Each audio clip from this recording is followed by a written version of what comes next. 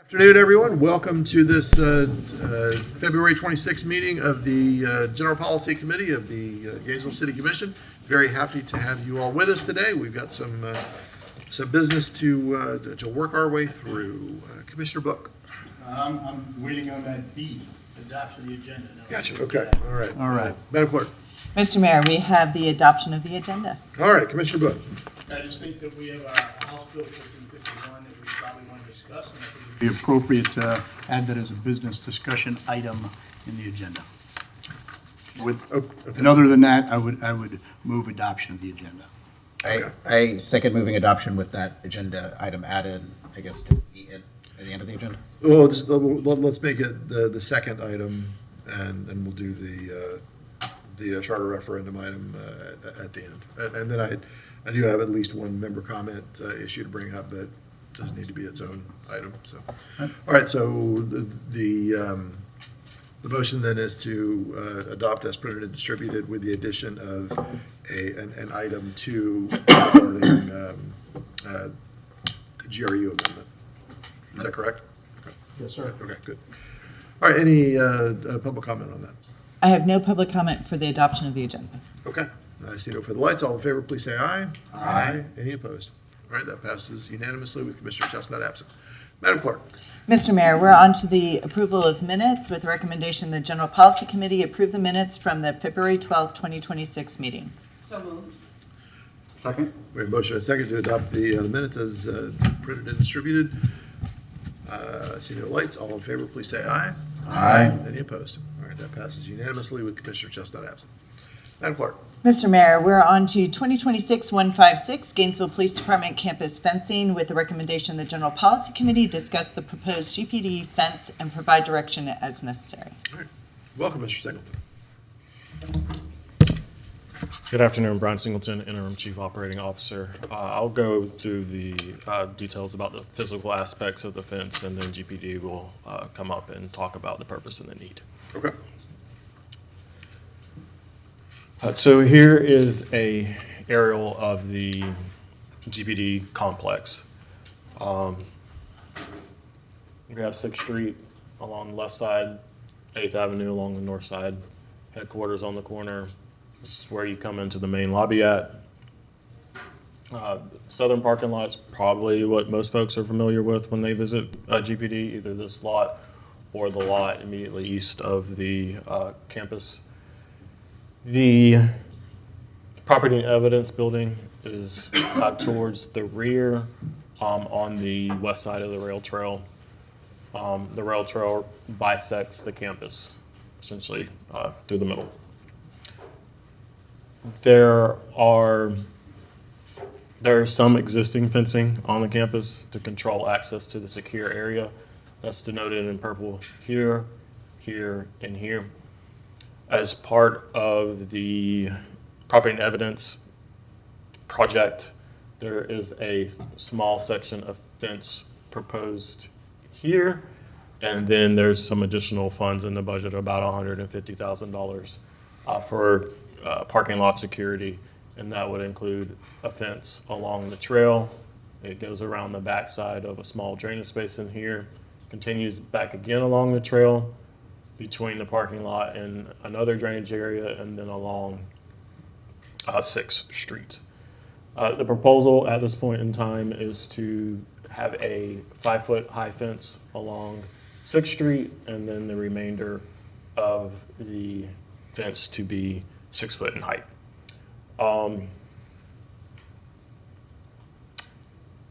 There is the driveway access here that would be gated. The proposal would be to have the gate open during the daytime hours unless there's a situation that requires it to be closed for another reason.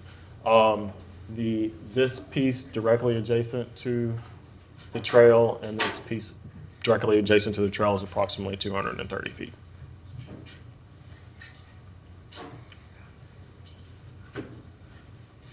Like I said previously on the previous slide, a small portion is proposed to be constructed with the property and evidence building included in that construction agreement, and then there's some additional funds for the remainder of the fence. the proposal at this point in time is to construct the entire fence towards the end of the property and evidence building construction project. And that's slated to be completed summer, fall of next year.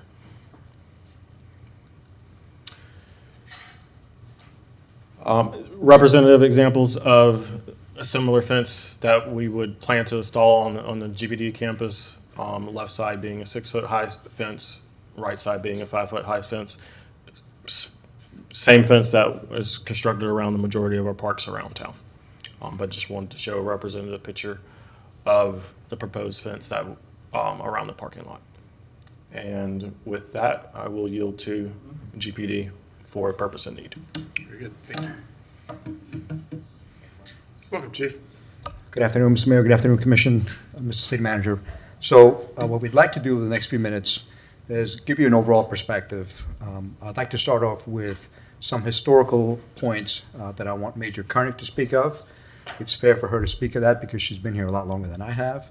And I'll come back up and fill in my talking points and answer any questions y'all may have. Very good, thank you. Welcome, Major Koenig. Good afternoon, Mayor, Commissioners. Thank you for this opportunity. Major Jamie Koenig. I'm here to talk about the proposed fence for rails to trails, or for along rails to trails, that is by the police department. The one thing that I do want to mention is, and if I can make this one. Okay, thank you. The separation between rails to trails and the actual fence, there's actually about 10 feet of grass that is between the rails to trails and then where the fence would exist. If you actually walk down, it's about 10 feet, might be 7 feet in some places, but there's space between it. The one thing to mention is that this would not affect rails to trails at all. Anybody can still travel along rails to trails. They'll be able to see inside of the parking lot because the fencing is not opaque. You can see through it. It is SEPTED standards. So fencing that you use in and around premises, especially in this type, is crime prevention through environmental design, and that's putting more eyes on a piece of property. The type of fencing that doesn't comply with SEPTED standards is a 6-foot wooden fence or something that you can't see through. So this does meet those standards. It also meets the city standards for fencing. It is around West Side Park if you drive down 34th Street. It is around Lincoln Middle School and Williams Elementary. The two photos that you saw on the previous slide were both from Lincoln Park, which is by Parks, Recs, and Cultural Affairs. That's actually the park. And then the backside of Williams Elementary is that 6-foot fence. This is the type of fencing we use around schools, we use around parks. It is a city-approved fence that we utilize in many locations throughout the city. And it is a style which is very aesthetically pleasing. It doesn't have a compound feel. We do not intend on putting anything in between the slats because sometimes you see fences that have materials or other things put so you can't see through them.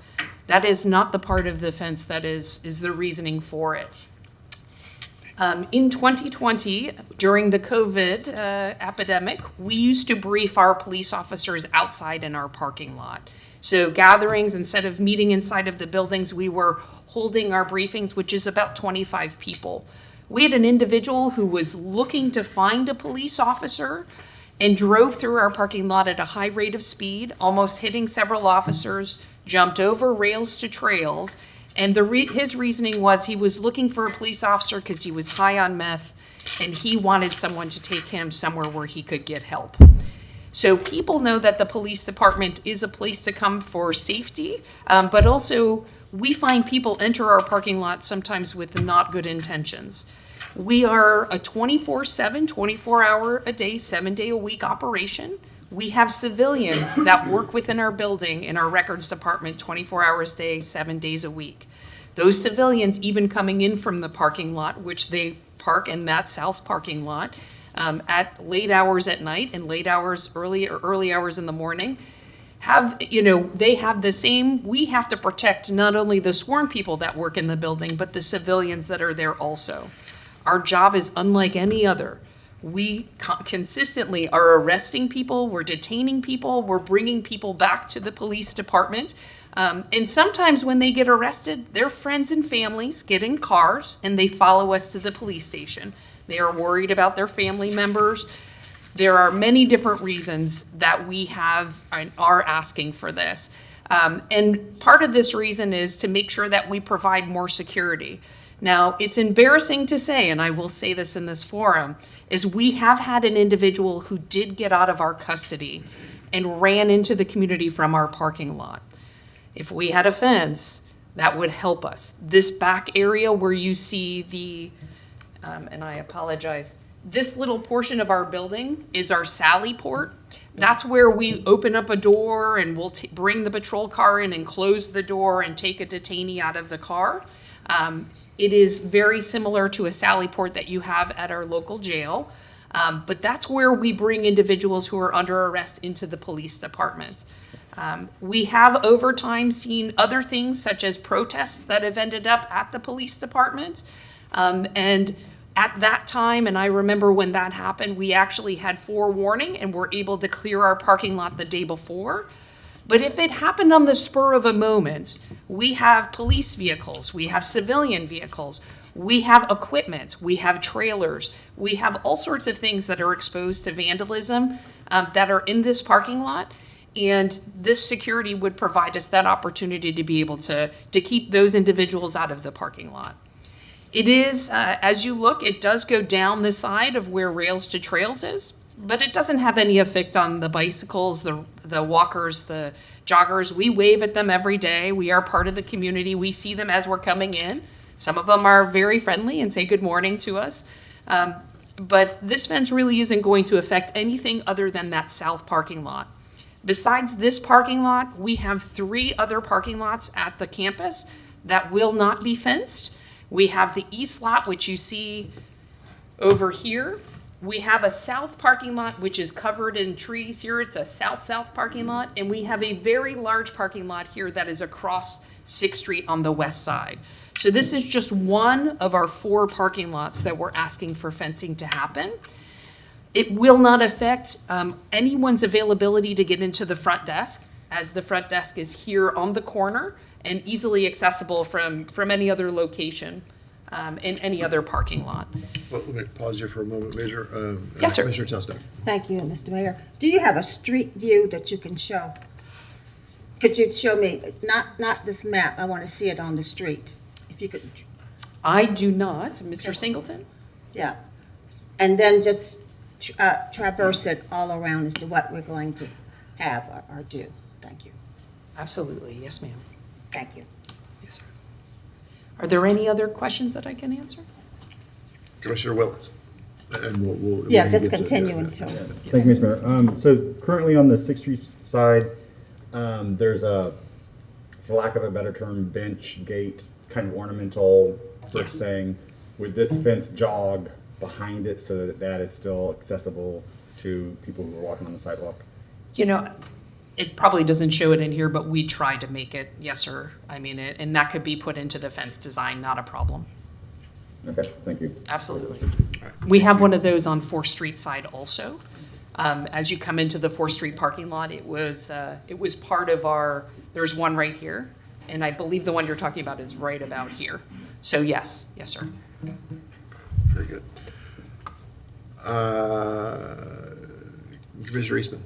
Thank you. And some of my, a lot of my questions are for some of the actual capital project portion of it. But from your, has GPD done any outreach to the surrounding neighborhood or community about the design on this? So we actually walked the neighborhood just recently to talk to the neighbors, and we got some feedback from them. Some of the feedback was, you know, we'd love for you to come to one of our community meetings, show us how high the fence is, how the sign of it, instead of just knocking on doors, because we did that.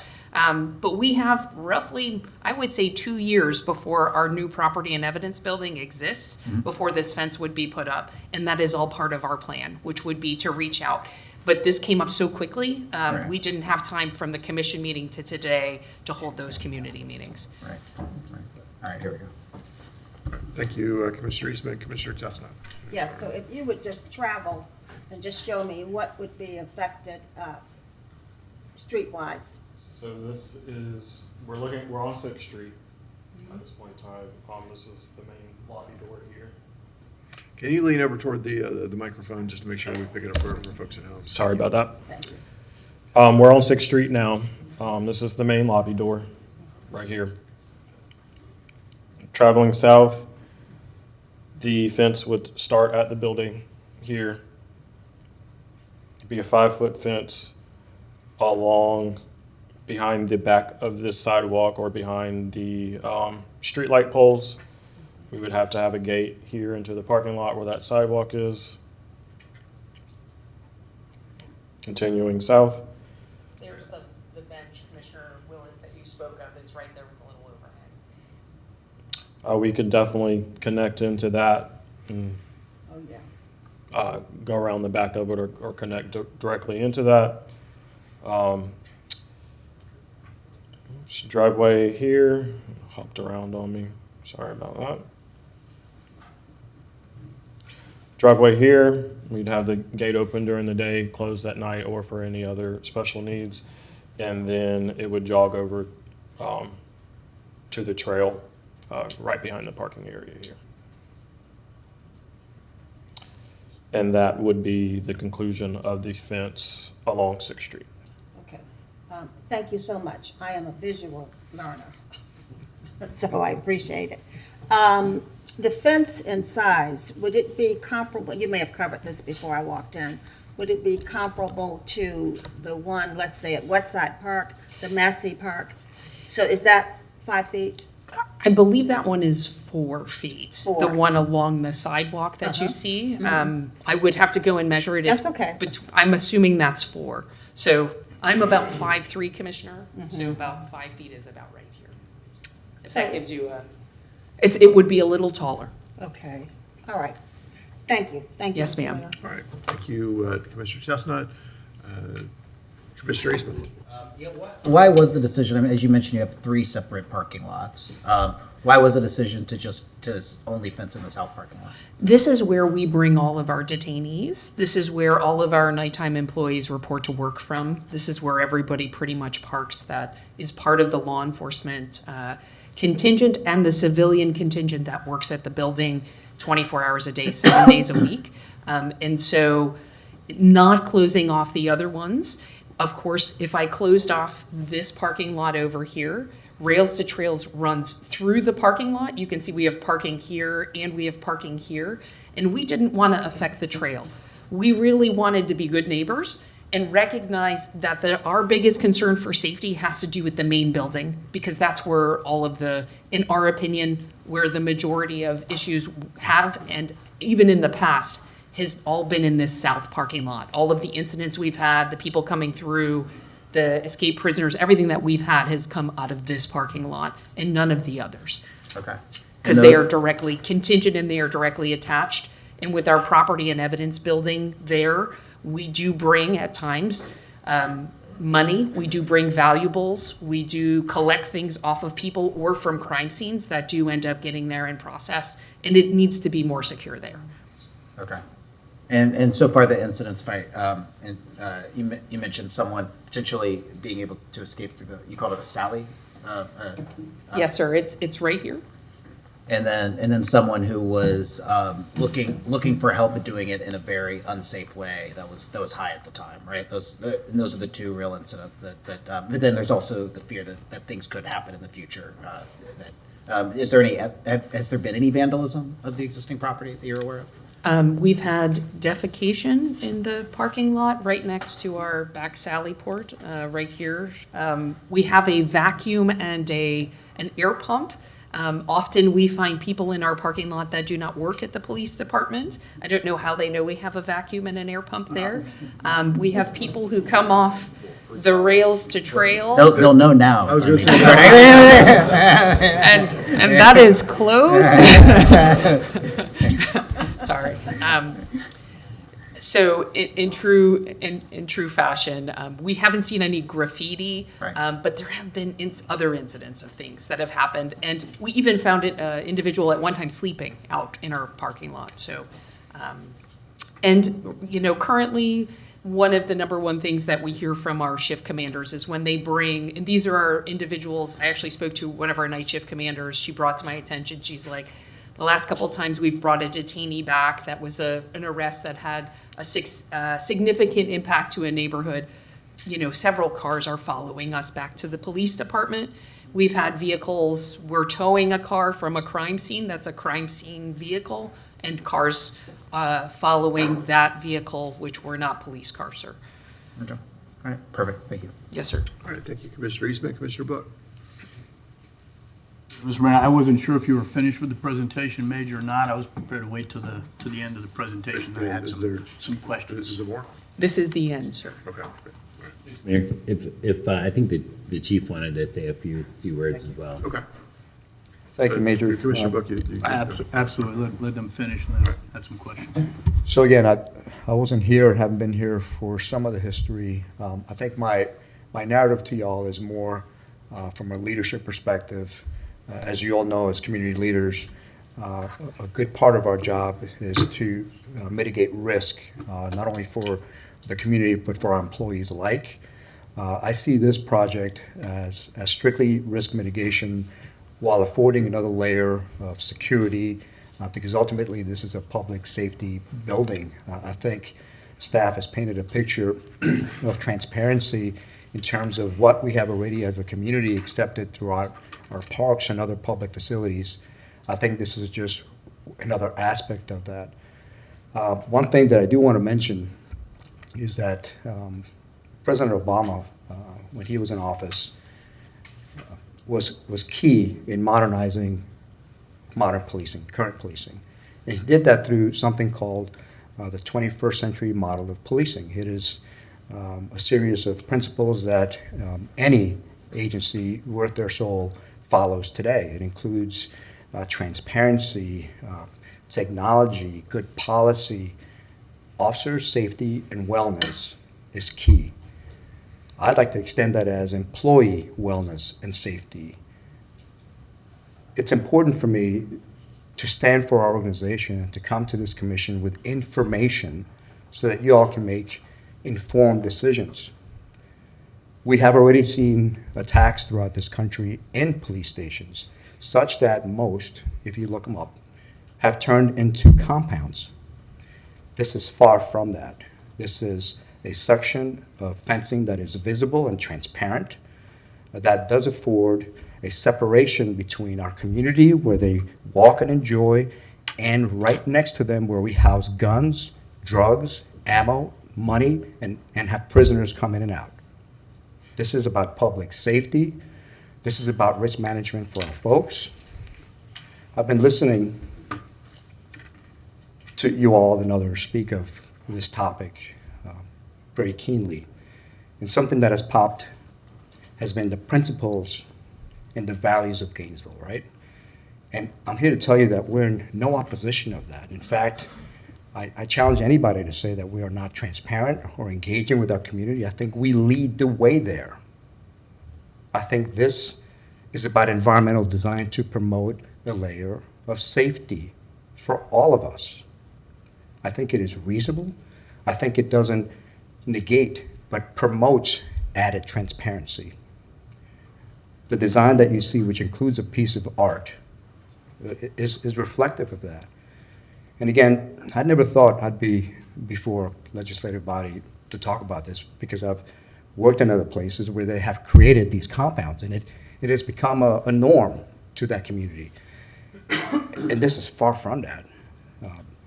Again, I have to represent to y'all the importance of this. Not long ago, we have a couple of incidents, and there's always the coulda, woulda, shoulda. I'm not a scare tactic kind of leader. You will never see me before you telling you, hey, the worst can happen. But I tell you, a month ago, I never thought that we would be ambushed with no provocation. Yet we were, and 2 of ours were shot. So I have an obligation to come before this commission and express to you the importance of what this means to us. Ultimately, this isn't about fencing, paneling, or even art. This is about safety to our community and our staff in the spirit of engagement, community policing, and engagement. Do y'all have any questions for me? Commissioner Book? Thank you, Mr. Mayor. This is probably really for the manager. When we completed this project, was this originally part of the entire property and evidence building project? Because that's many millions of dollars. Mr. Mayor, as Mr. Singleton indicated, only a portion of the fence was part of the actual P&E work, and then there's a separate capital project for the extended fence. I think, yeah, so when we considered the project, we were considering it in total, and we had a piece of the infrastructure monies Yes. that were for the fence, and obviously, I think it's 19 million for the property and evidence building, or do I have that figure wrong? Roughly, that's correct. All right, it's a large figure. I understand people look at a fence and it's over $100,000, but in the scheme of things and what you protect for critical infrastructure and assets, it's very, very small. I mean, it's a component of a much larger, and our funding source complete for the project is our street stations and strong foundations. That's correct. Okay.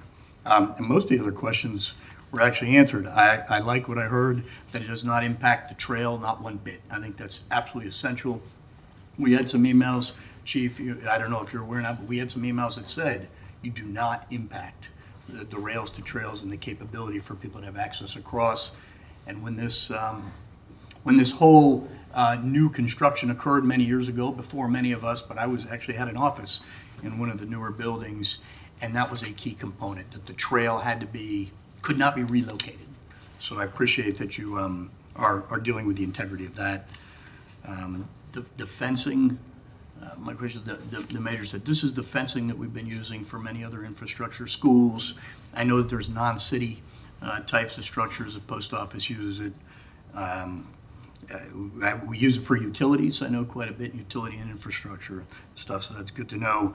And I like the fact that you considered the fact that the fence is a barrier and it's a threshold, but it's also transparent, meaning you can see through it. So I think these are my way of saying I support those aspects and saying that those are good rationale for supporting it. Mr. Mayor, when we get to it, I know we're at a GPC. I'd be happy to make a motion that deals with support and also including some of the facts that have just been discussed up here. But Okay. I'll hold on that. All right, thank Thank you. Commissioner Willetts, if you want. Less questions. I'm going to give some thoughts and opinions. So this, the concern I've heard and I feel is it's not make it a compound. Because if GPD needed a compound, well, where the planning for this was what, 25 years ago probably, then we should have built it somewhere else, right? Because this is core in our city. So I don't want it to be a compound. If there was if the site was just laid out different, where you really did have like a back parking lot that you had to drive to and it wasn't fronting 6th Street, that would kind of be a different conversation. If it wasn't on the trail, different conversation. The county jail obviously is a compound, arguably, and rightfully so. That's but it's also very out of the edge of town.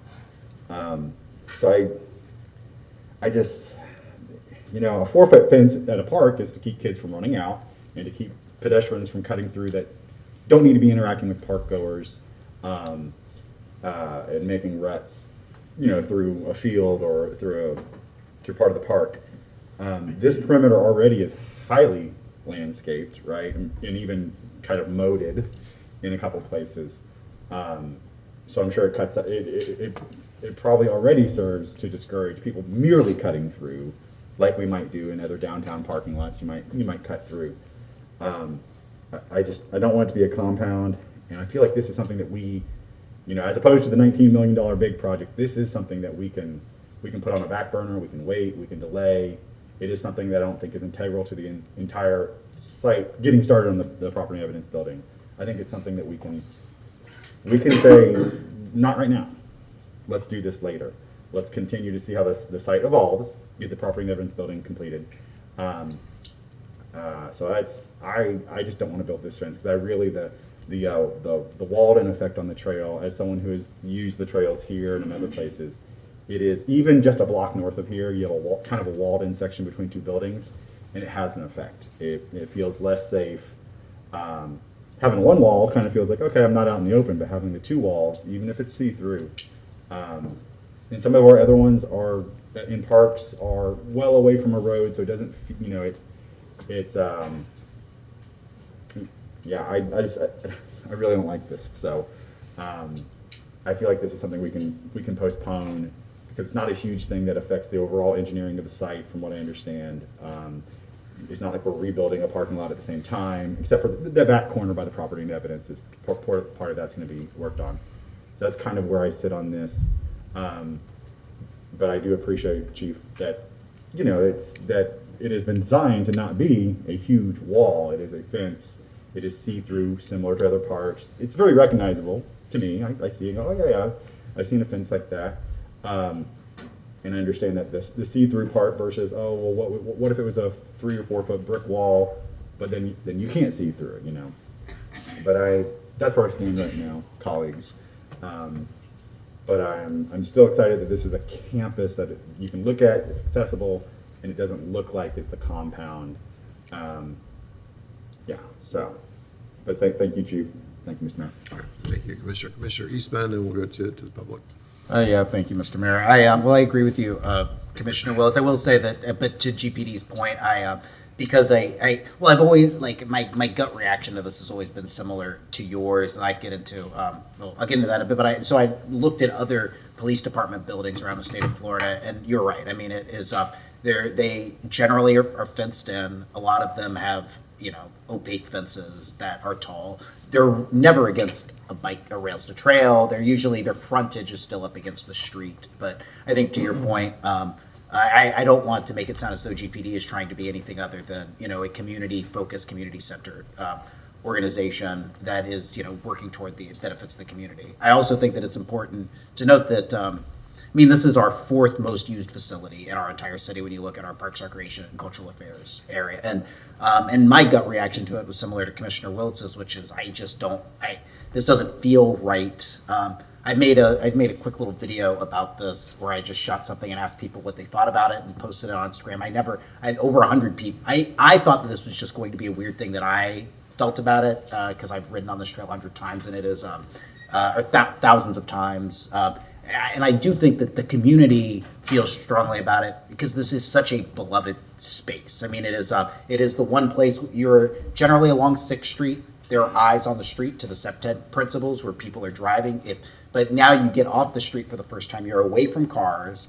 And then you actually get to see your police officers and interact with them. And some of the, all the comments were very broadly, we don't want to see a fence there. But some of them, I think, were very positive about how they saw GPD within there. There was, I just reading a comment, one person said, I wave hi to the cops as I bike by. Police stations are there for the community. They should be visible and accessible to all who pay for them. I'd say, as a female who uses the trail, I would never feel safe with a fence trapped in reduced visibility. Let me see if I can find one that I thought was, the permeability of the space and the visibility I have as a passing cyclist makes me feel more connected and sympathetic to the staff of the station.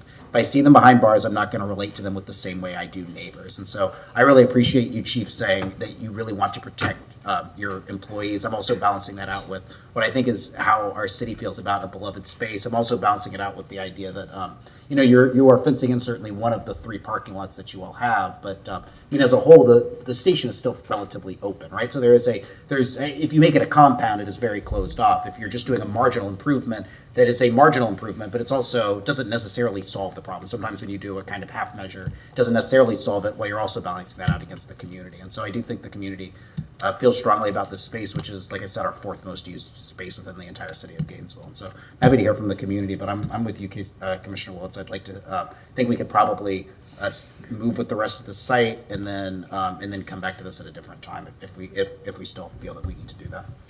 That's all I have, Mr. Mayor. Thank you. Thank you, Commissioner Eastman. Madam Clerk, let's move on to public comment. May I We have- close? Sure. Just in closing, right? My lane is safety, public safety, and to give you all information, right? Most of our city buildings are always publicly accessible.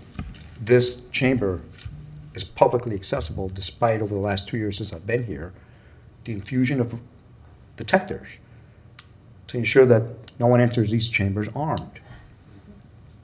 Yet we're still engaging, and you all are very much entrenched with our community.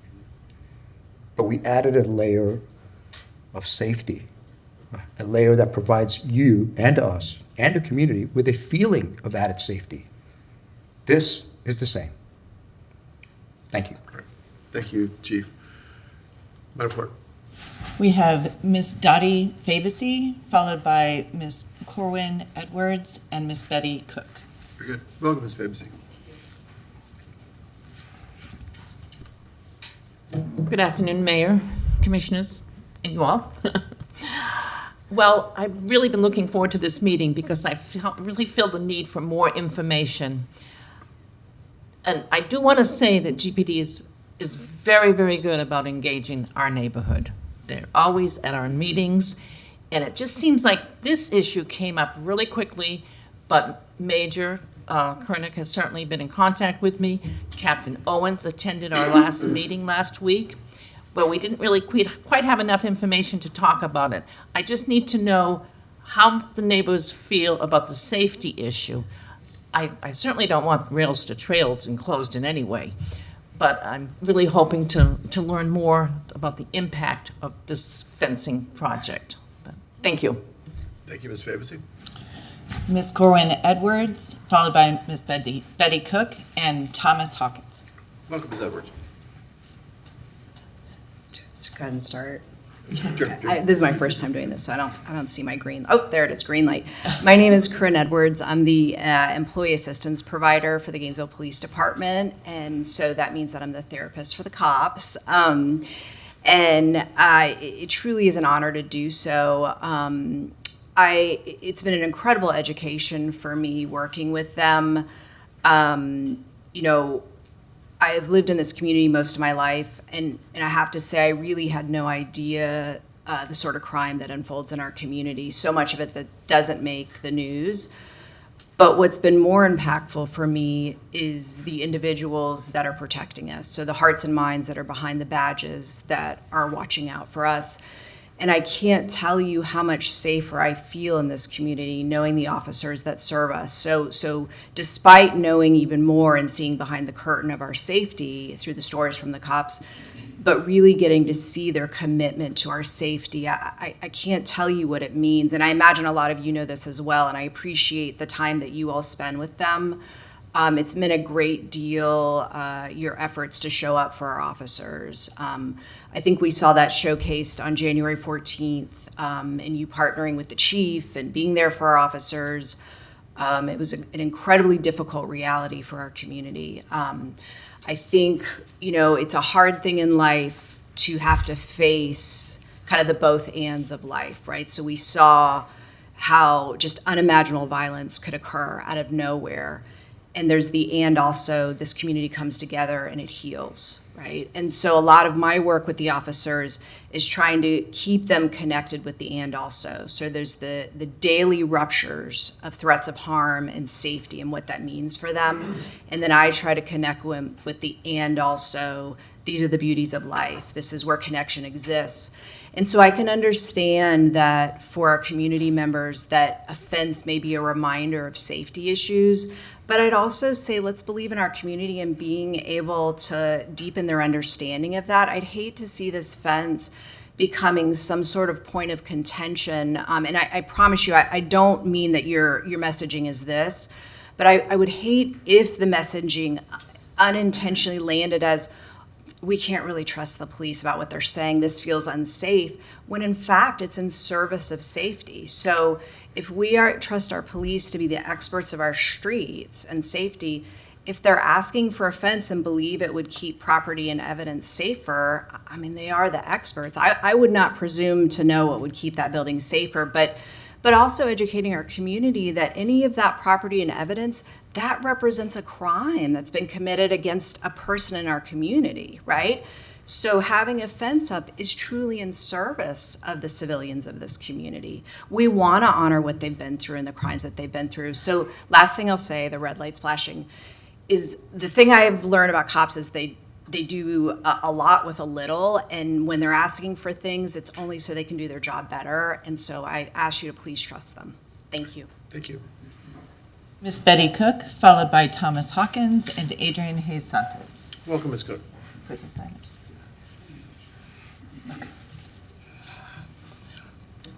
Good afternoon.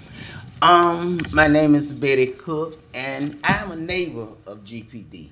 I've been staying, my house is directly next door to the gym. I appreciate them talking about the safety and about the fence. I don't think it's going to be a compound. I have never had problems with GPD not being a good neighbor. And I don't think that fence is going to make all that difference. I think it's a good thing for safety. I've seen some of the incidents that they've talked about. The prisoner coming in our neighborhood, jumping up on that. I didn't see the car thing with the park.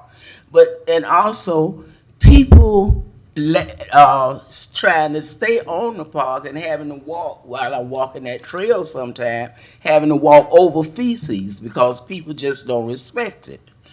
And I have a second part.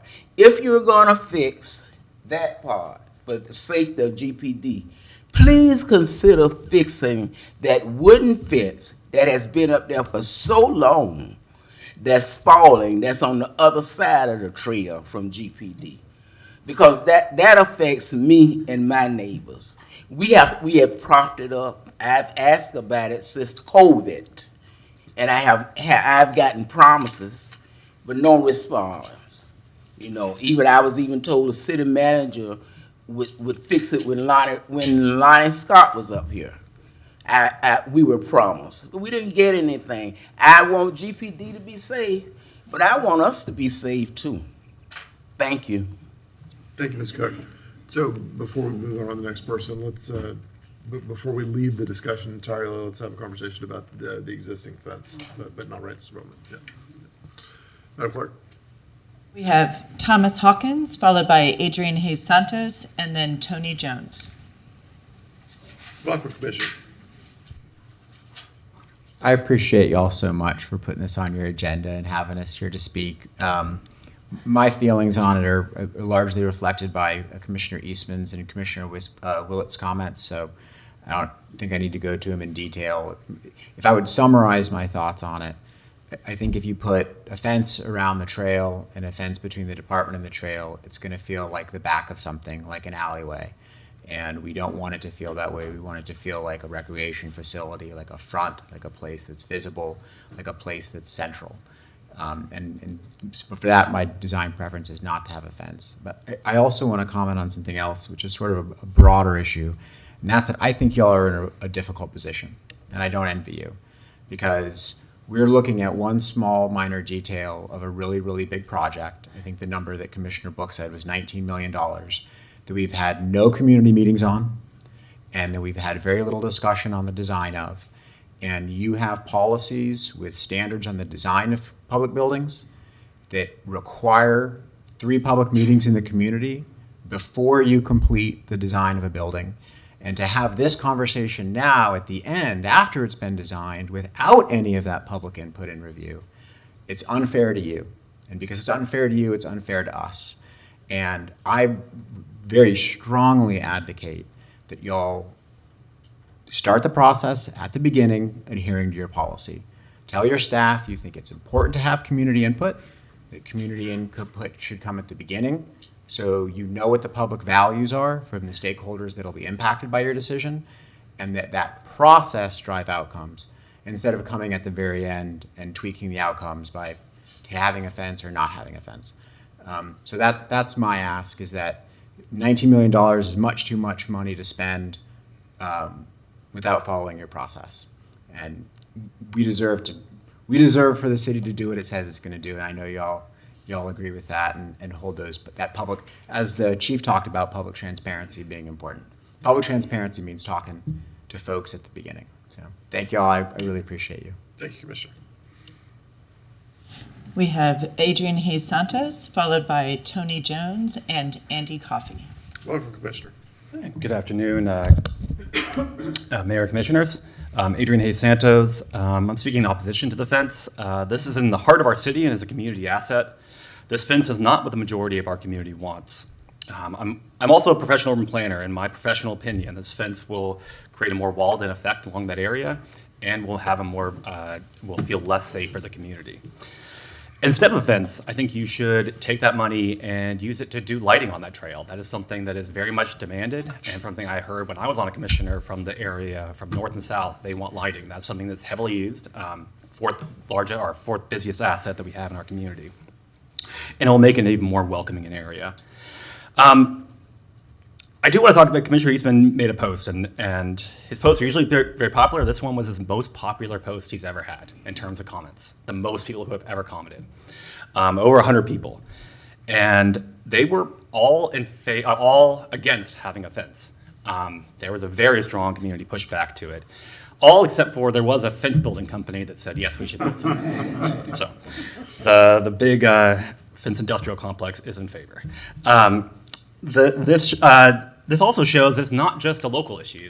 Pleasant Street is very much a part of it, but this is a community-wide asset that is used by everyone across, from north to south. They come here, they use this trail, they go to the restaurants in Pleasant Street and in Grove Street. And people feel very connected to this.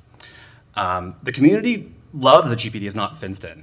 And as part of the community. That's what I love about it as well, that when you walk through there, it's a campus. It's not a compound. I think that's a very good way to put it.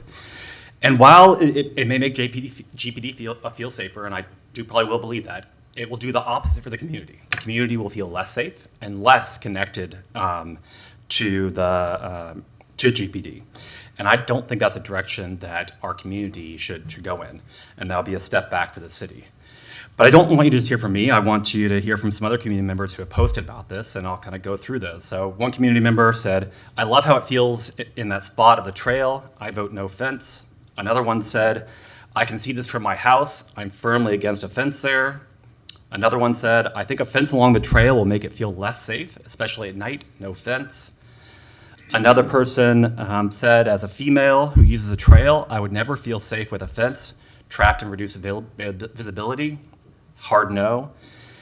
Please put the community's voice first, and there's many other ones who spoke against it, and thank you so much. Thank you, Commissioner. I would note also that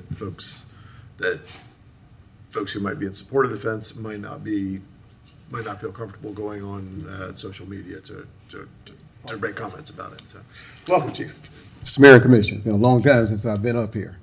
But what I would like to talk about tonight, I was there when the Gainesville Police Department opened in its current facility. And we had an open campus. We were looking at community-oriented policing. But unfortunately, I was there when they had the incident where the gentleman drove up when they were doing the briefing. And as Major Koenig commented earlier about, we've had several individuals that tried to escape. And they go into that neighborhood. And as a police chief, I felt responsible for both of those particular situations. I ordered, before my term was up, that we do a self-test study about offensing. But we did not have the money, and so it got pushed back. But I was concerned not only for the officers inside the Gainesville Police Department as well as the civilians. Got to make sure the civilians are included in that. But I also was concerned about the neighborhood. When you got individuals that are fleeing who have committed a crime and they're running in the neighborhood, trying to escape police officers, that was a great concern to me.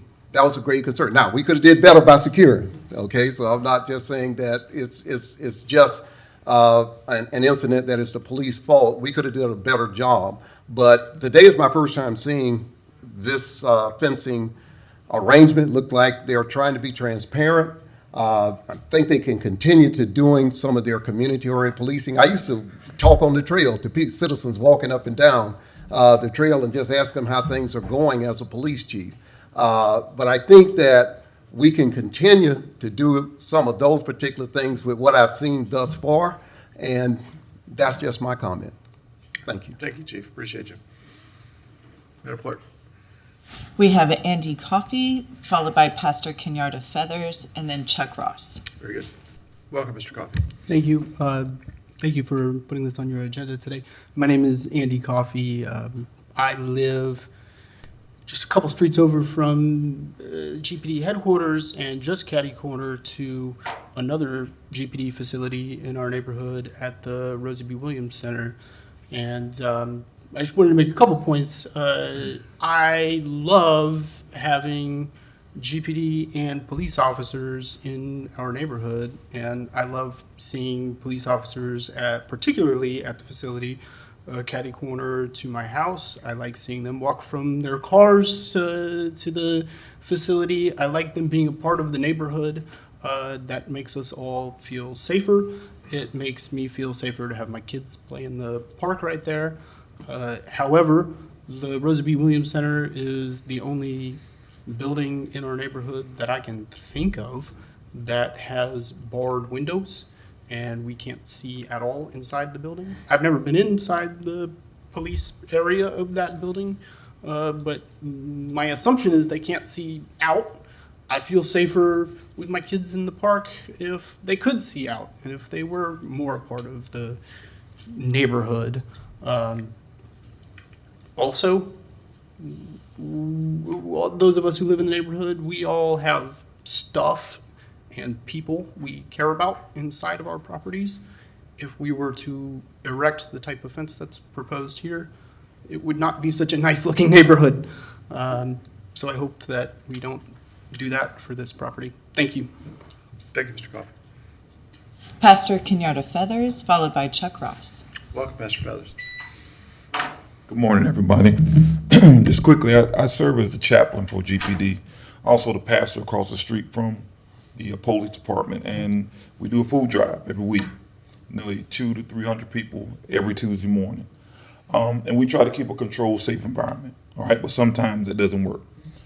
But with staff and volunteers, we're able to keep that controlled into a place where we can minimize the problem. Same thing's going to happen over at the police department. We do a lot of community efforts with the Hall of Heroes, where many of my comrades, we are in there, co-workers are in there. We come out in the evening, we're looking for a safe environment. I think it's the same thing. I wouldn't want to hear in church service that someone has escaped and run through the church. I think that would help if there's a gate that would stop that from happening. If those layers of protection, we're not talking about compounds, we're not talking about another silo, we're talking about safety and controlled environments. And I think this is all the chief and this department is trying to do, make it safe, not a compound, not a silo, but a place where the citizens and the officers feel safe. Thank you. Thank you, Pastor Feathers. Chuck Mr. Ross.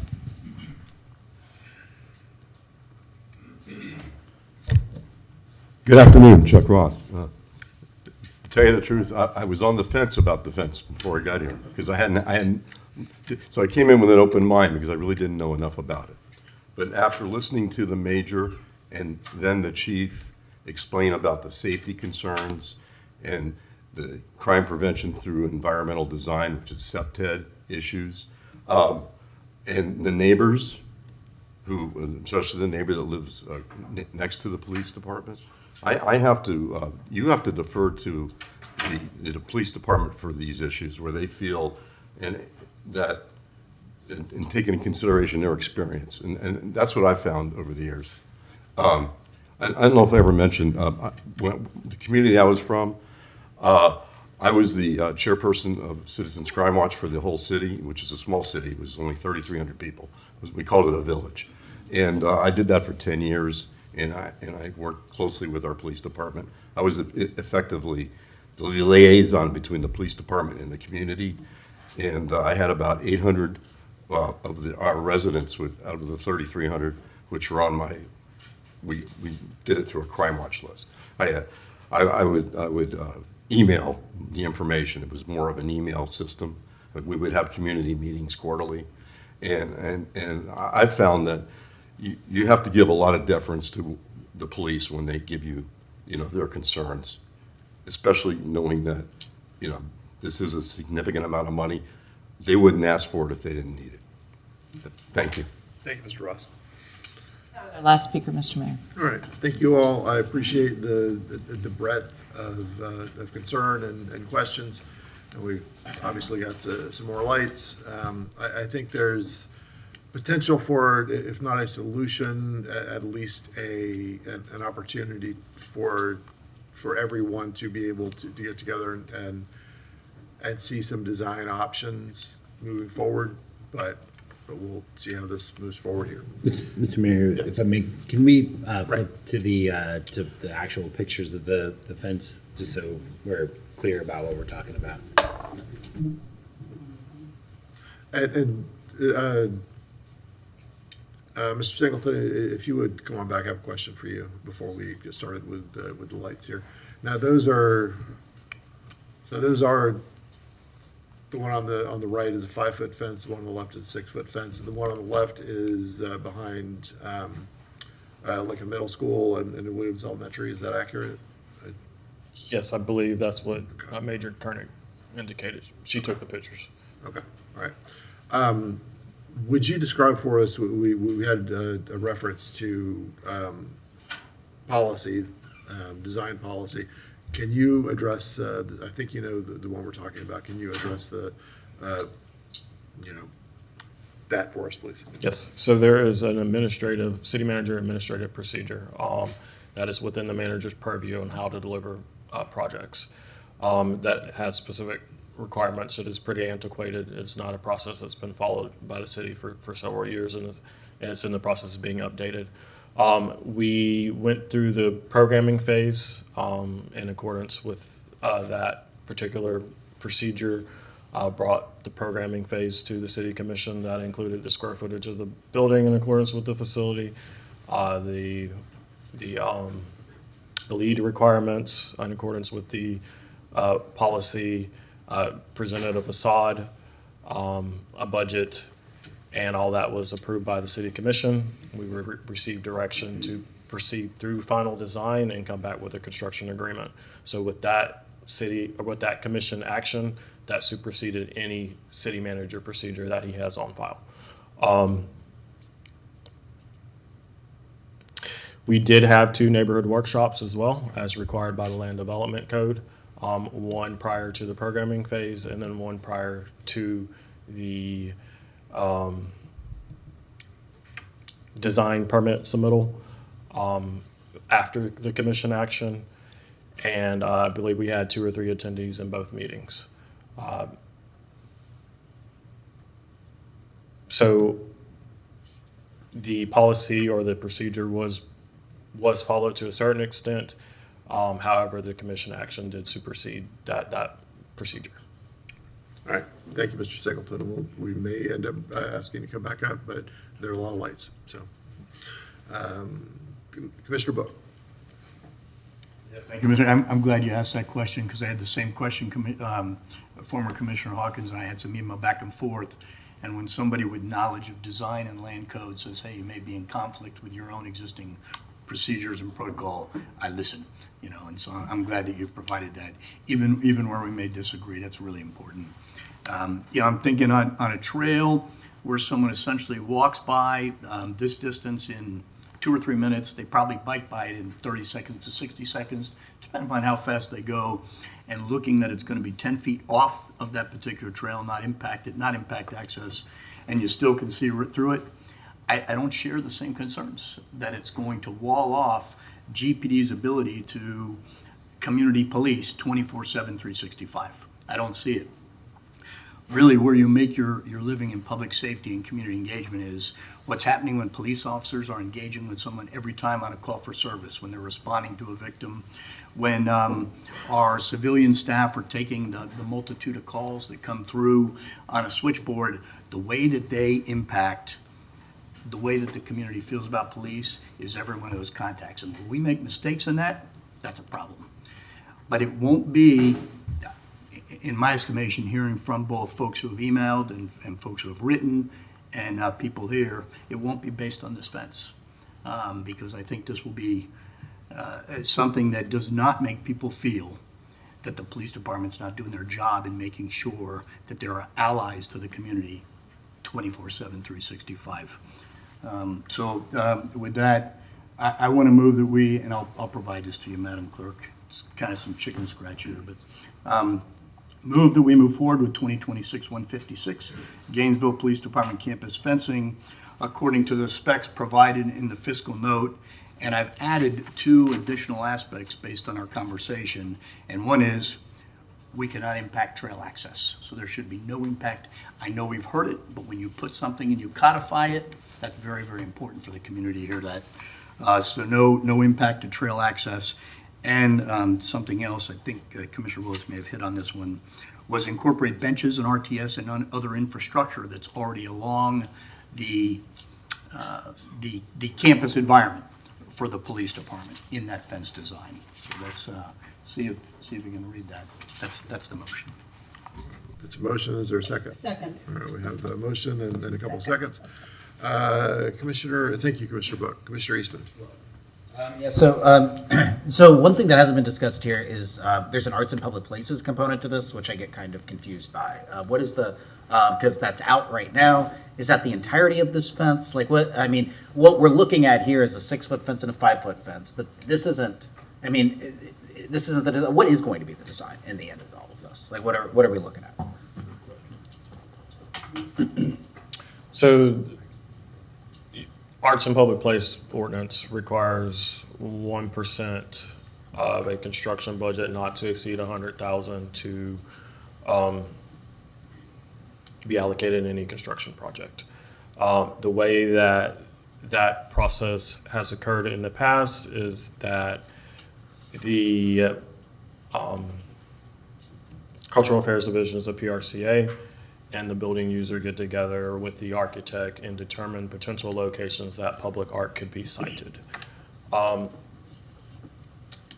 consensus was to allocate the art component to place decorative fence panels on the fence itself.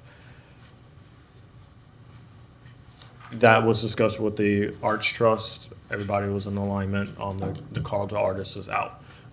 Once we get that information back, we can determine exactly where on the fence that art component would go and how the lengthwise of that fence the art component could be placed. But that is the current plan of action with the $100,000 arts component of the P&E building. So the whole fence is 150,000, or the capital project is 150,000 with another additional 100,000, or is the panel 100,000, or what is the total cost? So you have the P&E budget is in the $24 million range for construction, design, programming, the arts piece, FF&E somewhere in the $24 million range. There's another 150 in general capital projects for parking lot security. The $100K for the art is a component of that $24 million. So the 100,000 is for the installation, anything to attach to the fence structurally, and for the professional services for the artists. So it's not the fence structure on its own, it's the elements being attached to the fence and payment to the artist to design and build the art. So there will be a fence, and then this will be art that's sort of hung on the fence? Correct. Okay. And because I remember when this was originally brought up, and I think we were shown, or maybe I was personally shown, but I think it was publicly shown, like a decorative fence, that the fence itself was decorative in design. Am I remembering this correctly? I have not seen anything to that nature. Okay. Okay. So basically, when you guys showed us a 6-foot and the 5-foot fence, like that is what it will look like in the end. I'll say that I think I think the community, from what I've heard from the community, is people do not feel like it will be safe that this will feel less safe, whether that is a perception of safety or real safety. That it's still important. It is important that people feel safe in our public spaces. And these small design decisions don't seem like a very big deal. They seem almost frivolous when you're talking about them in this way, but they make a huge difference. You can keep going along the trail there, and you can feel where you have a hedge on one side and a wall on the other. Your gut feeling sinks when you're there. It is not a place that people tend to hang out. It is that how closed in you feel here is important. I think that I would be comfortable, I mean, the mayor mentioned before, having, community feedback as to what the, coming back with specific design decisions or potentially having the community review this. But I do feel like, to former Commissioner Hawkins's point, we have capital improvement plans. We did, I believe in what was sent over to us, there is a preliminary review of these large capital improvement plans, which I don't think we did for this one. There's usually 100% review of the capital improvement plans, which I don't think we did for this one. There's not really been a lot of, very little community engagement on it. I think that with the community saying that they would feel less safe on on our most used public spaces, and the ability to go and ask them for that is something that we should do before going forward with it. And then just simply saying, well, we'll just, this is what we have, this is what we want to do. We got the 6-foot fence on one side and the 5-foot fence on the other, and we're good to go with it. I don't think honors the community and what we're trying to do with this very well. And so I will not be supporting the motion as it stands, and I'd be happy to, support something else potentially that would be more of a middle ground. But I think that this is, that I don't think this is honoring the community in the way that we want to do it. Thank you, Mr. Mayor.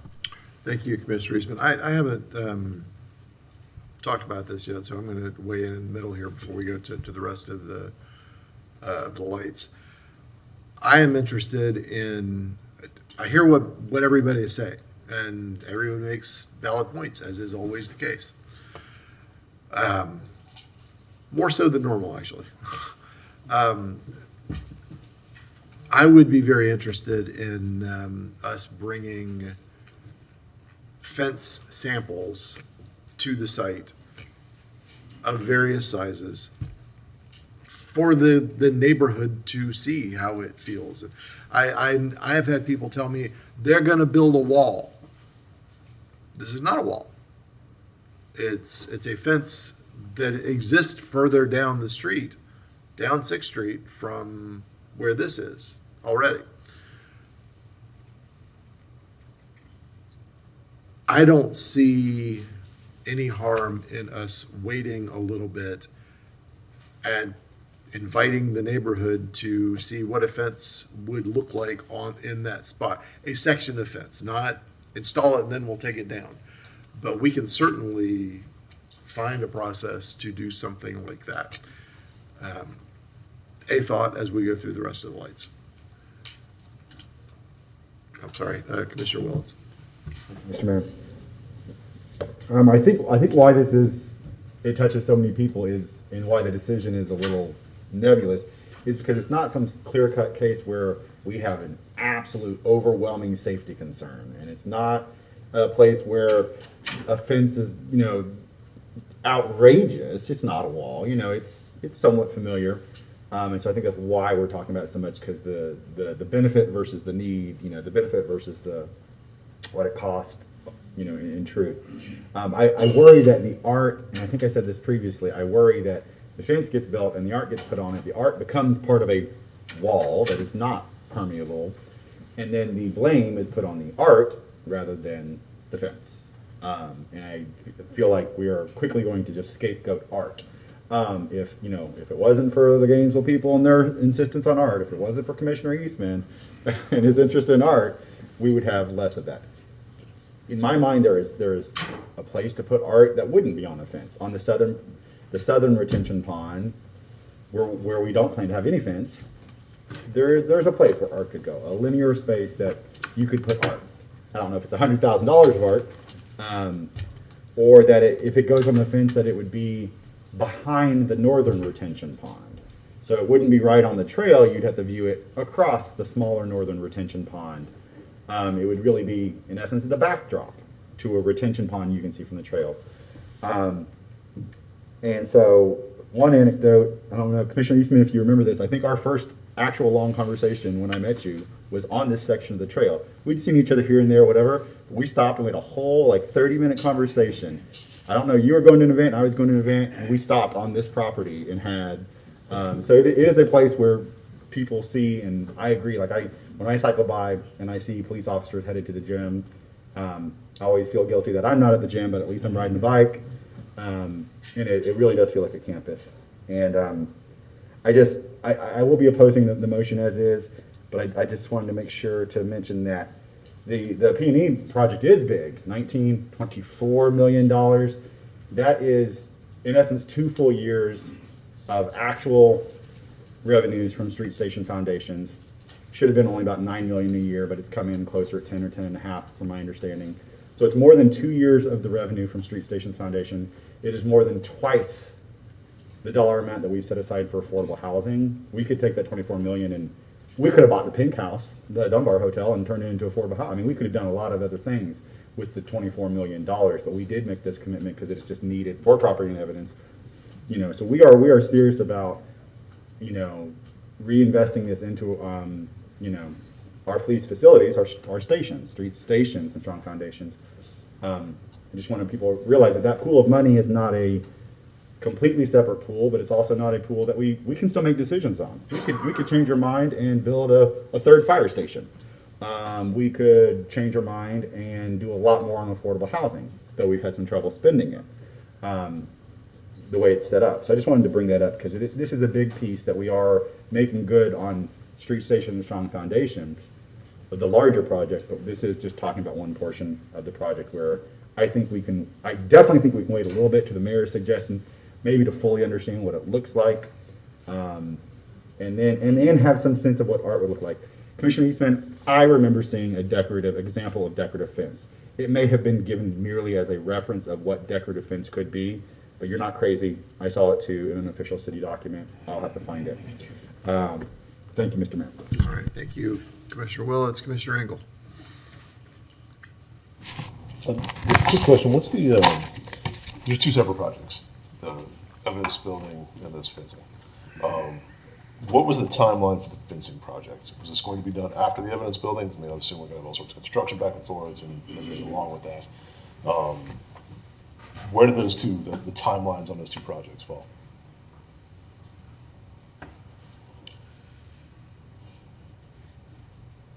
So we did get quotes for the fence a couple years ago, and we were getting ready to move forward with the installation of the fence with the separate dollars and general capital projects. It was around that same time that the commission provided approval to move forward with the property and evidence building, knowing that they were going to conflict and how we don't like to redo work and waste money. We decided to hold off on the fence construction until we were able to build the property and evidence building and construct them concurrently.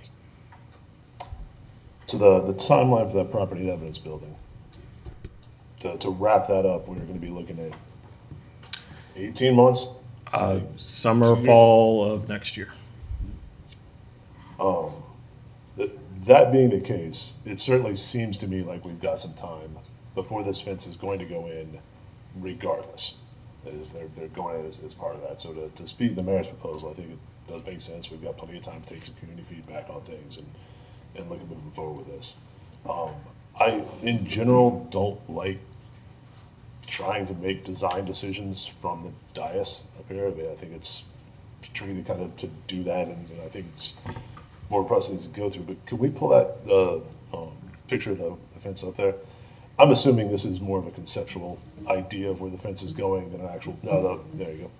Nope, back to the one. Yep, that one. I assume this is more of a conceptual idea of where the fence is going than an actual layout of the fence. But it looks to me like there's other places along there, like the sidewalk at the top, where you could probably run that fence back to the parking lot and down and not have it right along the edge of the trail.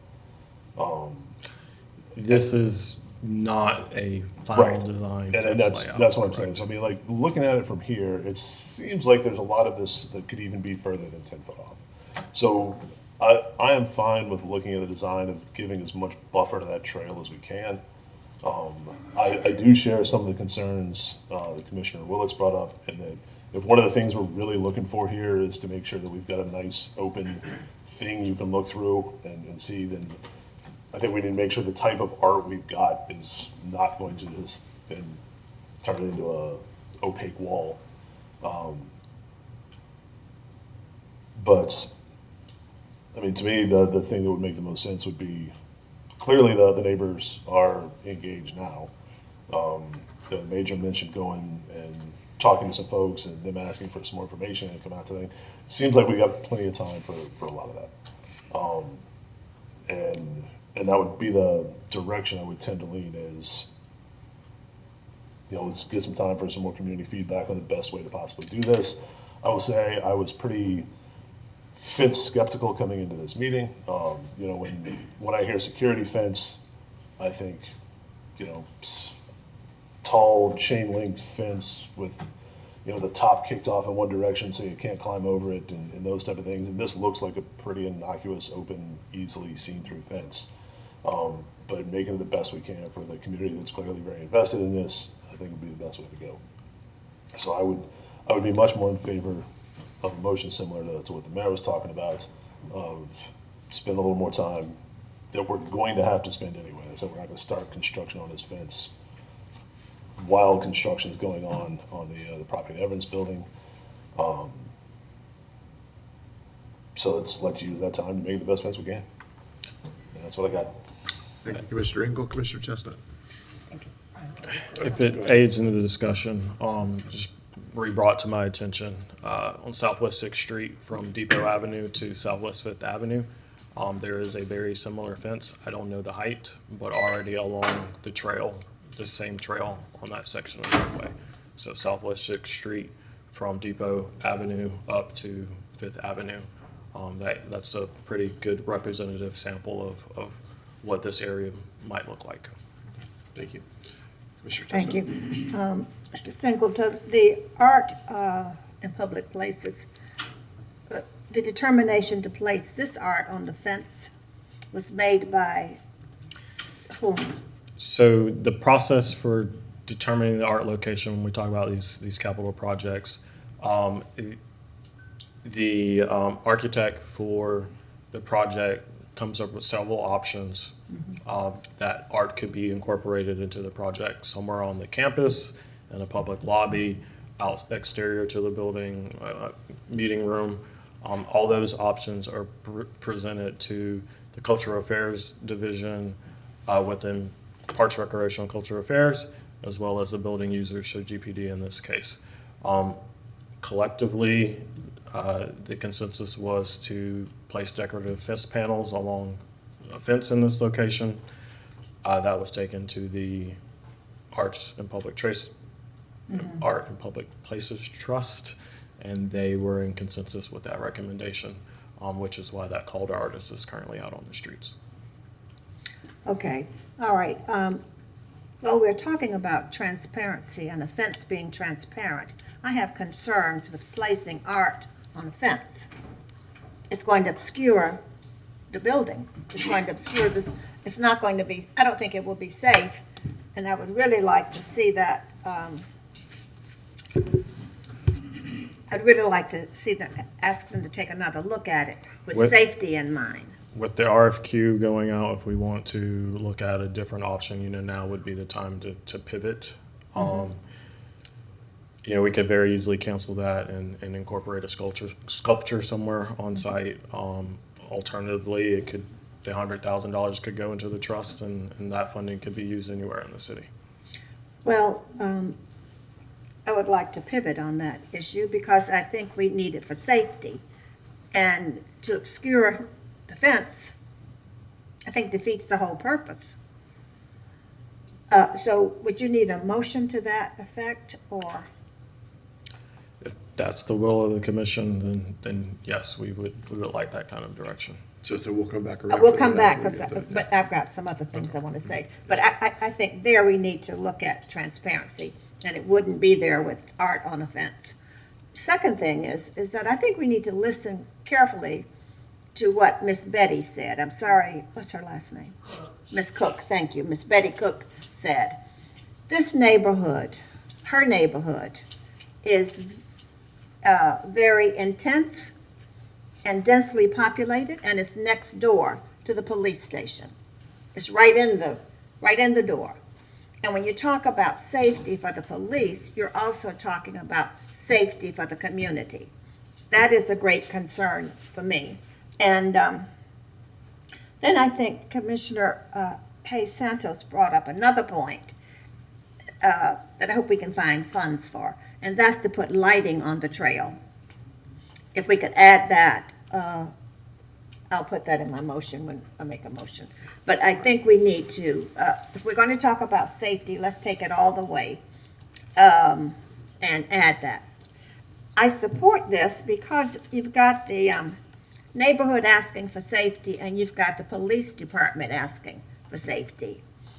And I don't think I think the consensus is there. Another thing that we should consider, maybe not in this motion, but in a motion at the end of the meeting, is that we are running into problems with our public engagement hearings. And the reason we're running into problems with it is that the hearing is at the very beginning of the process, is at the middle of the process, which may be 2 to 4 years apart. And then when it gets to the commission, you have a new commission that hasn't heard any of it, or the community that may not have been engaged. And so at some point, we need to have a third public engagement process, and that is to go back and to reacquaint the community and the commission with what is being proposed. I think that's what happened here. I think you mentioned two meetings. But I support this for safety reasons, and I want to come back to the issue on art on the fence. Thank you. Thank you, Commissioner Chestnut. Commissioner Duncan Walker. Thank you, Mr. Mayor, and thank you to everybody who has given their comments today. This, for me, is very much, I mean, everybody's thinking about the same thing. Everybody wants to be safe. Everybody wants to feel safe. I heard the chief say at the very top, safety and security were the main objective. Keeping the people who are working inside of the police department safe. And then I too heard Ms. Cook say that she feels safe with the fence. I'm really, really sorry that we keep fumbling this ball with community engagement, or that we are not creating enough opportunities, because that is absolutely important. But I do want to say one of the things that's really important to me is the risk mitigation that a fence provides. I think that's important. And the risk management that it provides.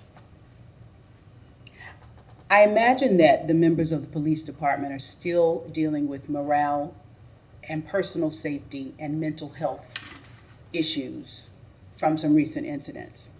That's not to take into account just what it takes to every day go to the job.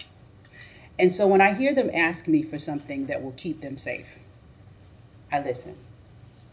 I listen to the community as well. But I don't oftentimes hear the police department asking for something to keep them safe. The idea that a car has, at least on one occasion, pummeled through the parking lot is really unthinkable to me. And if the police department believes that a fence will be a mitigating factor or something that will protect them, that is something that I support.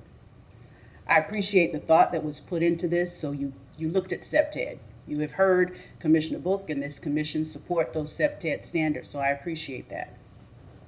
I do share the concerns around where the art is placed, but I'm confident that staff has heard the concerns from this commission and that they will take that into account. So the art, for me, is not as big a concern as the structure that we're discussing itself.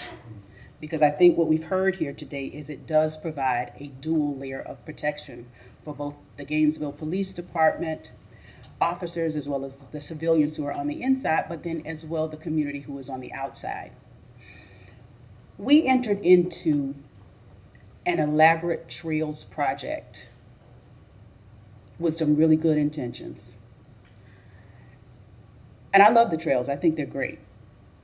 I think some of the trails go through places that we just didn't have an overall plan and design concept for. The Gainesville Police Department was there before the trail was. And so that's something that I take into consideration. The way that we design a fence, making it be actually safe for the people who are inside of that property is very important to me, but also the feeling of safety for the people who will be traversing the trail is important. So I would definitely support the idea of how we can provide some lighting along that trail or anything else that will make people feel safe. But I do support the idea of the fence.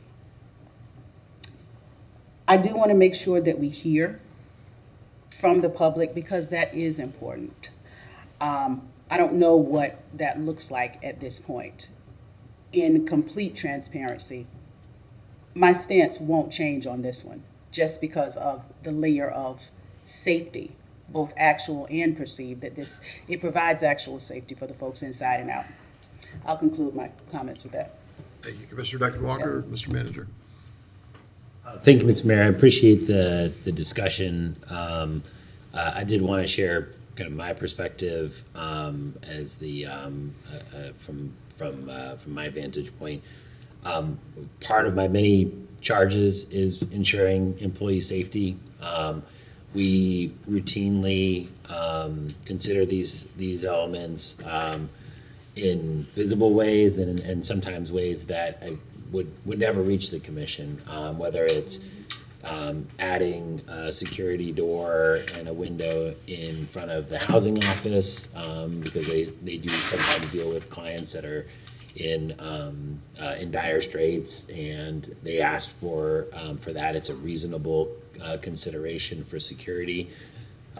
To, I think, what is a very reasonable ask from GPD to replicate a fence that you see all over the place, whether it's our parks, all segments all already along the trail. I'm also very comfortable that if the commission could give direction today of support for the fence, we can definitely come to Ms. Fabius's neighborhood group, and we can discuss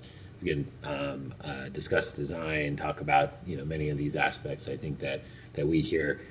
I think I'm an urban planner, so many of the things that we're talking about are definitely near and dear to my heart as well.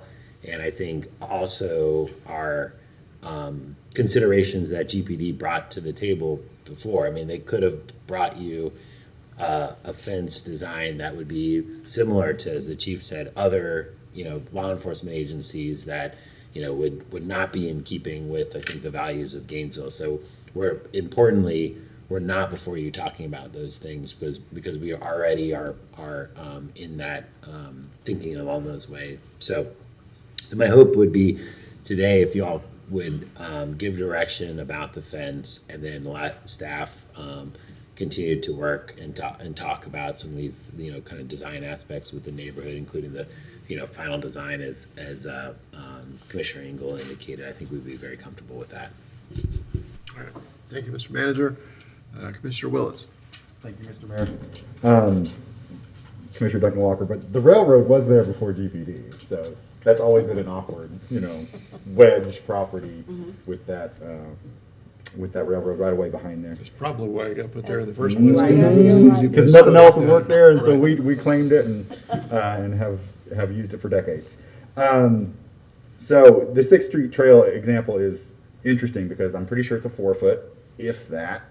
And I think it is a relic of the days when 6th Street was 4 lanes, super busy, before we right-sized it, before there is now both a parking lane and a bike lane in between the trail and the vehicle lanes of Southwest 6th Street. So I hate that fence now because it doesn't make any sense to me. In a different world, when I first moved to Gainesville, it made sense. 4 lanes, a little busier. But even then, the AGH had already moved, so far less busy than it ever was. As evidenced by the right-sizing that road, we're doing right-sizing further down. So it is a fence that I have thought we should have torn out because I don't think it serves its original purpose, which was super busy traffic and then a bike trail, and you don't want those mixing. Now we have much more of a buffer. But I just want to leave with part of the thing about the safety on any trail is that having we talk about this, eyes on the streets, eyes on the trails, making sure that there's lots of users on that trail is one of the things that keeps it safe. I know that it is our most popularly used trail, probably besides a portion of Depot that has students walking on it. It is truly transportation, but we need people on it, and when there are sections that don't feel safe, people will start avoiding it very quickly. Particularly people on bikes, they know the I can ride on that sidewalk, this street's a little that, this, they'll go find their alternate routes, same way as with walkers. So I just want to make sure that it always stays, that the feeling does matter. But I do appreciate, and this is one where I don't think I had as many concerns. My original concern was about art on it because then it becomes a wall. And this is one where I am listening to the community when I hear people. This also made its round through Reddit, and people were a little shocked about it. But good conversation back and forth either way. And we've seen that from the immediate neighborhood, the other neighbors, all of us. And so I really do appreciate it. I'm still going to stand firm that I'm a no on this. Like I said, I think it's a difficult topic because this is the trail achieves multiple things for us. This police department being there achieves multiple goals for the city that other cities either didn't care about or don't have to care about because they put their police department in an industrial field and it's fine. Whereas we have a core of the city, downtown, main. We don't have a bunch of precinct buildings. We have the one main one, and it needed to be a fixture of our community back when it was built. And it is, with that great street face. It's so public. You can walk and use the restroom if you need to from that corner. And protests go there, because it is the big, visible, and because it doesn't feel like a compound. It feels like a government building that you're supposed to kind of interact with to some degree.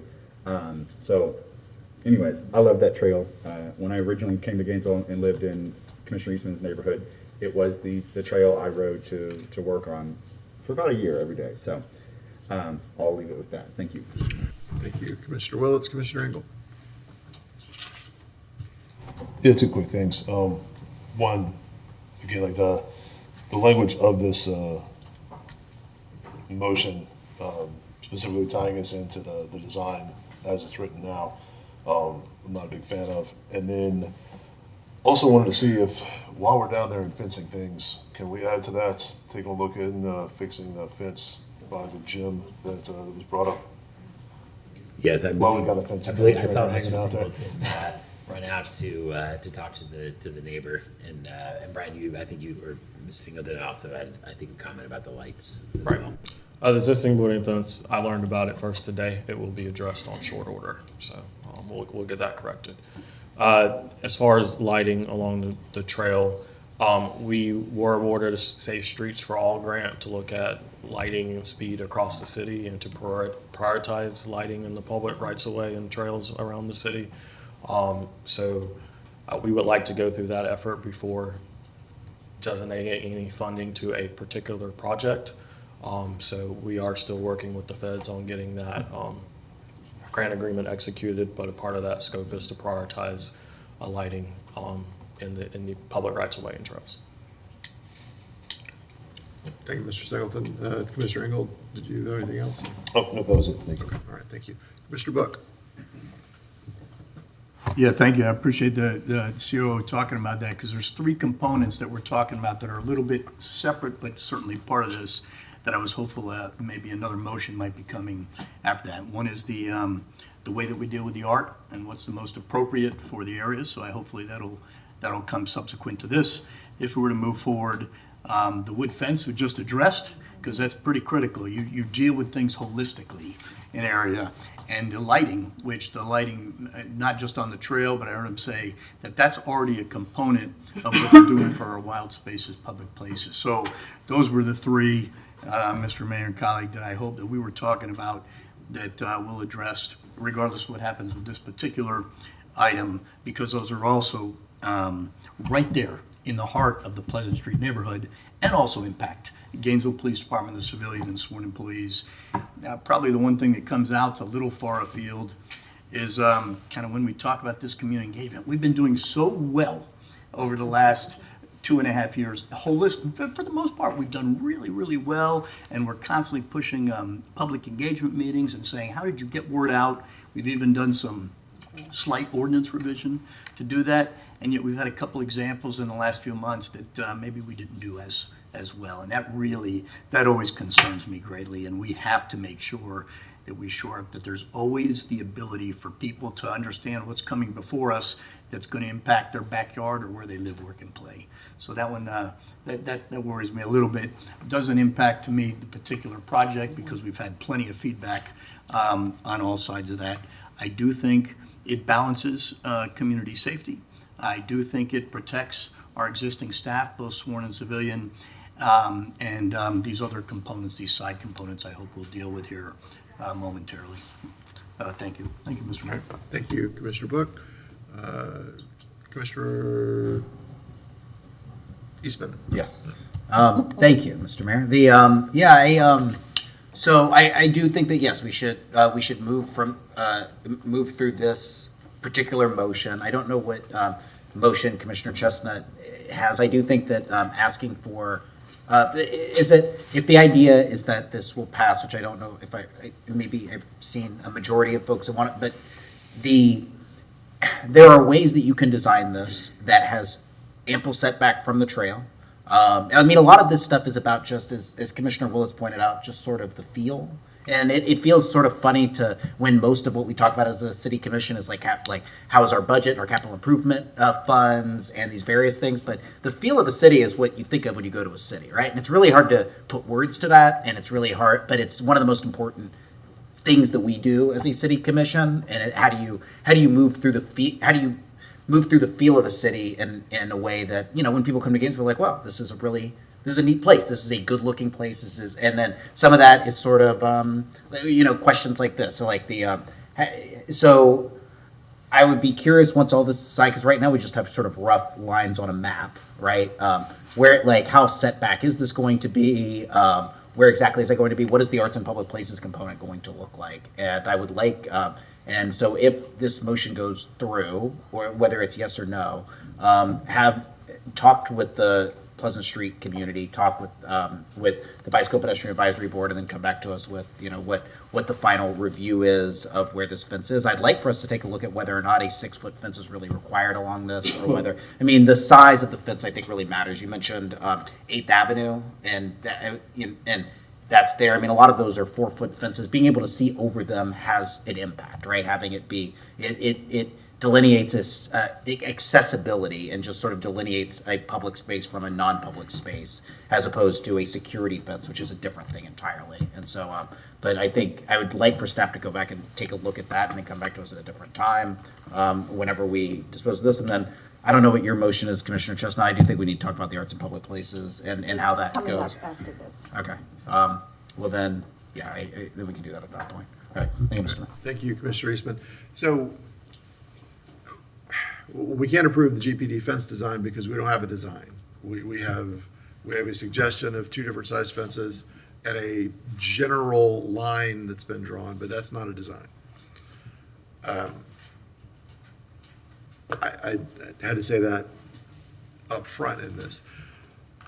It is true that what makes one person safe does not make another person feel safe. It's subjective. We have about 400 city workers telling us they would feel more safe with a fence. We have some people who use the trail regularly and who live in the neighborhood saying, don't put a fence up. We have other people who live next door saying, please put a fence up. And all of them, every single one of those people is looking for safety. Every single one of them. That's why I want us to, I can approve the idea of a fence. But I want to see what the fence looks like before I say that is the final design. Yes, I love that. Let's run with it. And I think the neighborhood would like to see that as well. Where does the fence go? Because there's a fair bit of swing on this that we can move around there. What Mr. Singleton hears from us, if we say approve the fence design, could move multiple feet in either direction, subjective to what actually happens a year from now, when we finally get to putting a fence up. We're not putting a fence up. If we said we love this, go do it, You're not going to do it next week. You're not going to do it next month. It's a year from now before this thing gets installed. We should hear from the people who are most likely to be affected by it, what kind of fence we're really talking about. Because nobody has ever said to me, I drove down Northwest 8th Avenue this morning, and there's this big old fence at Westside Park, and you got to take that thing down. Never. I understand that putting a fence up is a different thing than saying take this thing down. But I can approve the concept of a fence, but I cannot approve the design because we don't have a design. I need more detail on that. I would like the community to get more detail on that. And I know that there are folks sitting here and folks watching from other places who are going to say, he just doesn't want to make a decision. Well, he doesn't want to make a decision that we will regret. And we don't have the detail that we need, and certainly the community has made it clear they don't have the detail they need for us to move forward. So I'm very comfortable with the concept of a fence. I am comfortable with ensuring that fence would have no rail to trail impacts, and that it incorporate existing benches and RTS stops in the fence design. But I need to see an actual design before I say I'm comfortable with the fence design. So we have more lights now.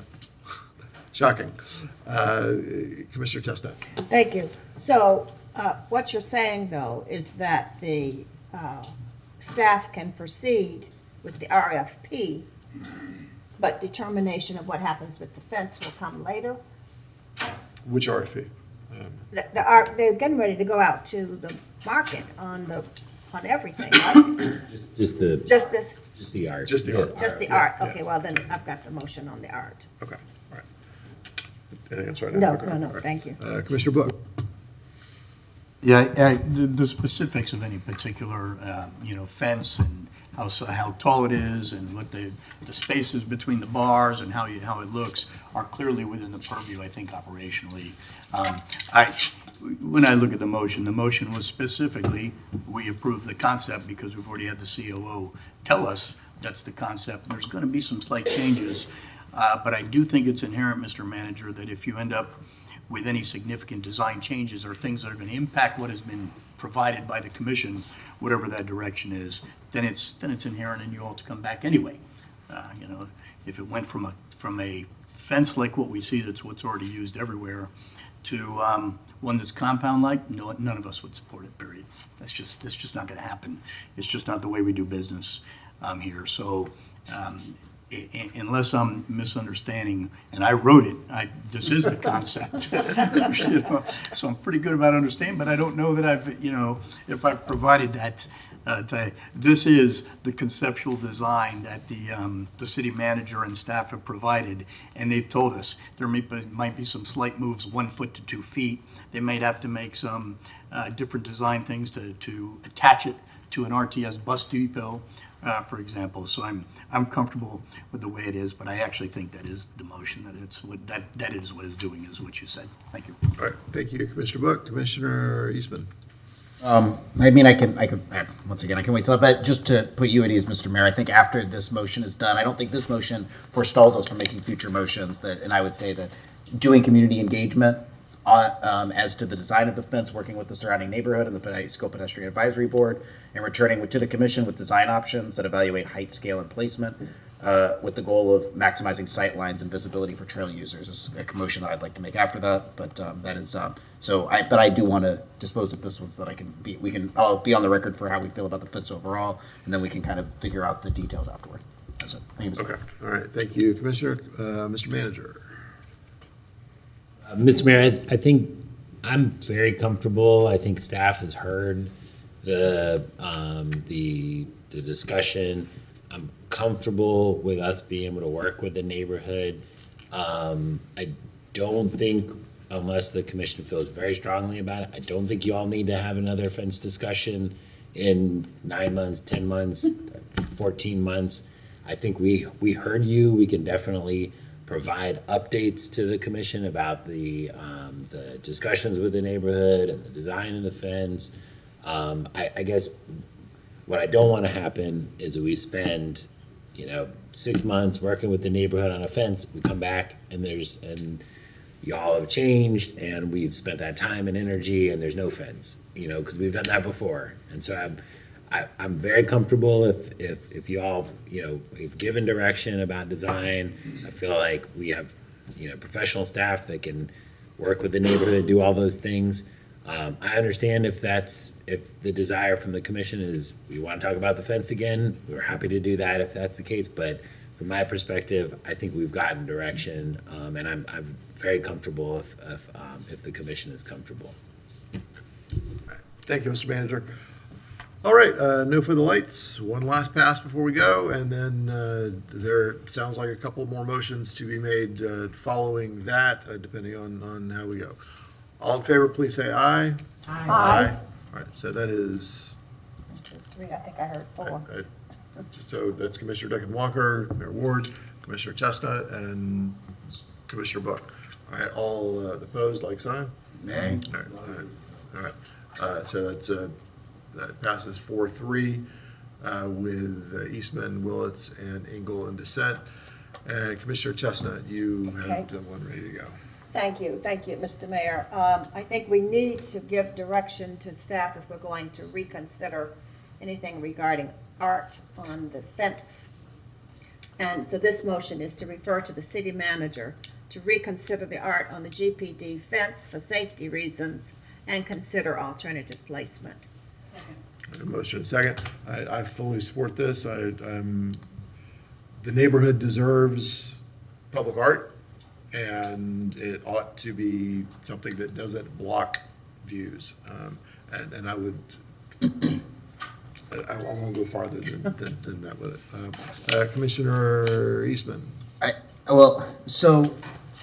Before, I don't like the idea of removing visibility from there. There are a number of assumptions being made about the quality of the public art along the fence, what the public art would be doing along the fence. I will say, from just off the record conversations or things that I've heard through the grapevine, is that some of the art that we are seeing in the preliminary is actually kind of nice. Like it looks good. That is just what I have heard. I don't know if it's gotten up to the 4th floor, but as I'm around, I trust that our Arts in Public Places Trust, there's a lot of great people on there. I'm meeting with the chairwoman tomorrow, so we're talking about Arts in Public Places. I think if a direction, right now, Arts in Public Places, we're doing a whole discussion on Arts in Public Places. Right now, the Arts in Public Places Trust is separate from the Gainesville City Commission because they didn't want to politicize, or, they wanted to be able to have people that know professional art to be able to go through and do that. I don't know currently, let's say the Arts in Public Places Trust gets stuff like art back. They're saying there's no way to really make art hung along a steel fence look nice. We would much rather have a statue. I mean, this was sort of predetermined for them that this was going to be fence art, correct? Like before, this was a determination, I think, by the architect, right, of the property in Evans building? There were options discussed internally with staff. The fence option was presented to the trust, and that's ultimately what has moved forward. I did get clarification that the piece of art will be no longer than 10 foot in length. No more than 10 foot in length. So that's just and that would be a solid piece of art. We don't know. I can't speak for an artist. I mean, there's responses that are provided back, and one is selected. So I can't speak to what it would look like, how opaque it would be, but it would be a small component of the fence, a very small component. Right. Okay. And it's hard to know without seeing what all of it looks like. I mean, ideally, I would think that we could just spend more of the, not to make your head go spinning, but spend more of the money to expand out public art along the entire corridor of it, or if it's reducing the overall sight lines of that, then to simply put statues or do something that would be good along that trail section. But I'm just not aware because I'm not sure where they stand with it. All I know is what I said I've heard, which is that apparently the fence art is we are getting some quality work back at the moment. Solicitation is out on the streets. We're in the cone of silence. I do not know the details. I don't know the details either. So next time, lead with we're in the cone of silence. Yeah. All right, thank you. All right, thank you, Commissioner Eastman. Commissioner Willets. Thank you, Mr. Mayor. I think it's good to get some clarity on this, because if we really don't like it on the fence, now probably is the time. I lean towards, I've just been a little skeptical about it being on the fence. At first it sounds great, you're like, oh great, kind of kill two birds with one stone.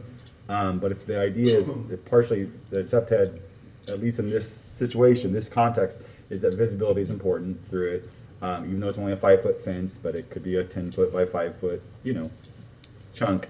I like the idea that it doesn't have to be on the fence, that it can be on the retention pond further to the south, closer to 7th Street. Because if it's in the middle of the fence, halfway between 7th and 8th, where it's kind of less accessible to either street, 8th or 7th, personally I like the idea. And I think, to Commissioner Eastman's point, I think we did kind of prescribe, in the end, we kind of prescribed that this was going to be fence art, as opposed to telling the trust. Anywhere on the GPD site, if you could spend $100,000 for art, what would you do?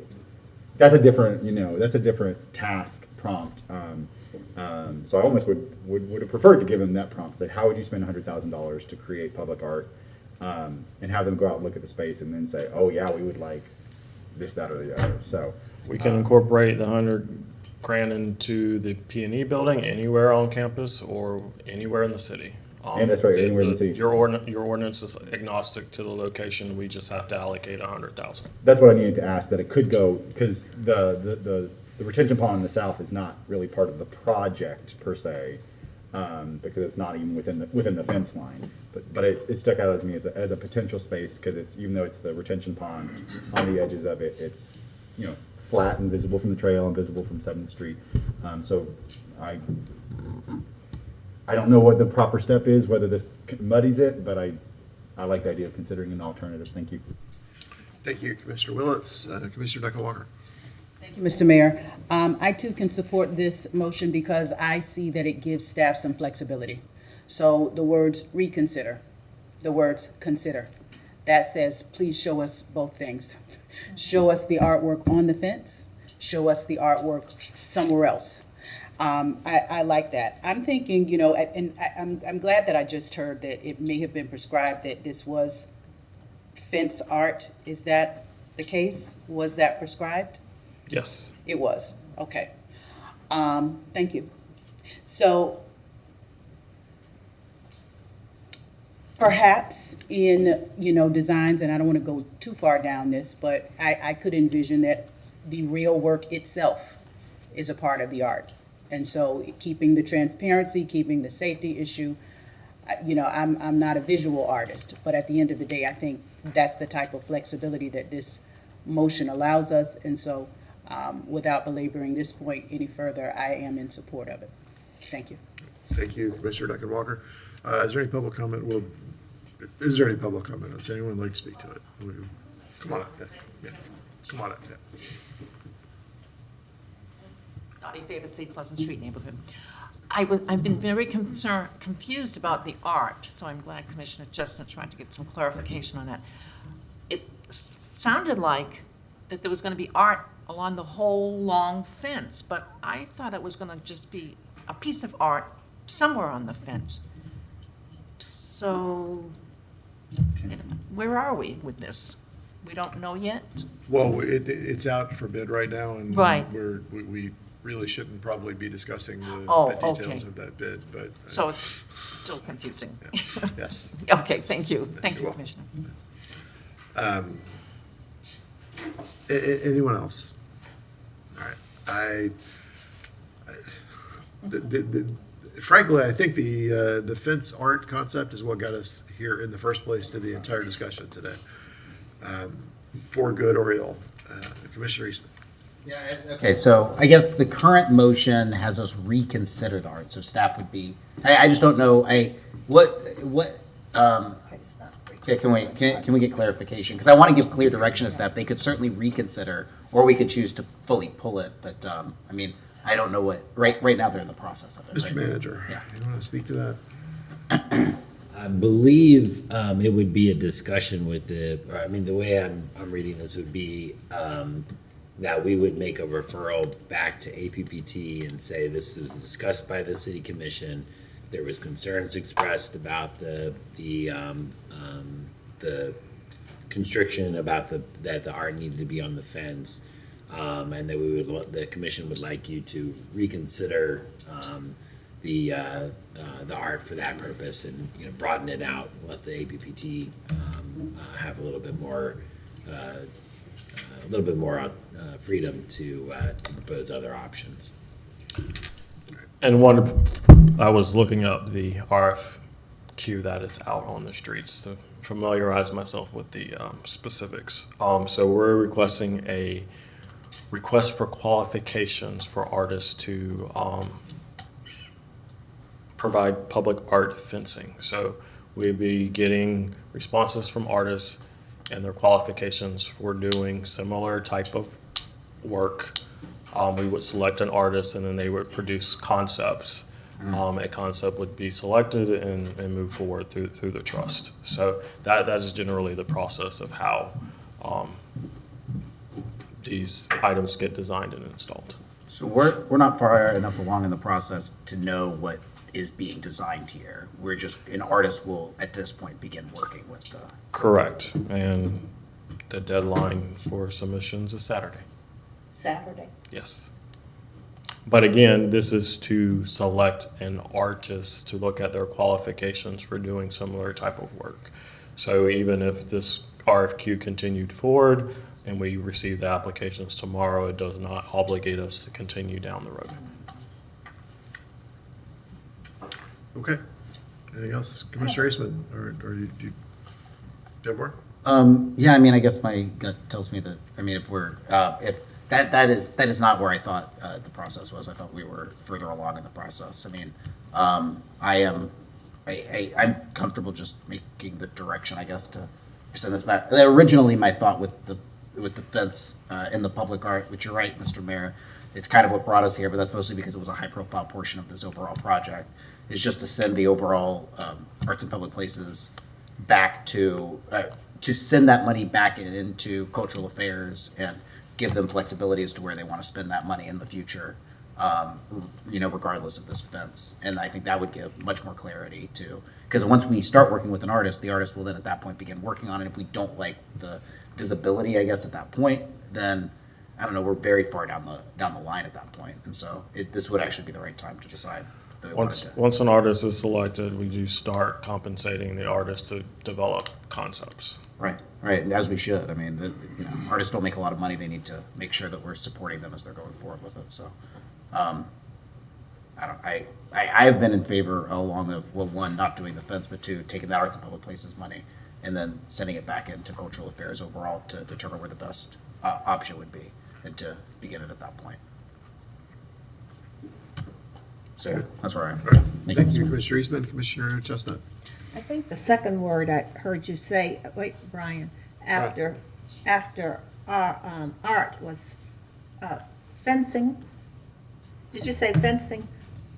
Art Yes, fencing? yes, ma'am. I'll pull it back up. Art fencing.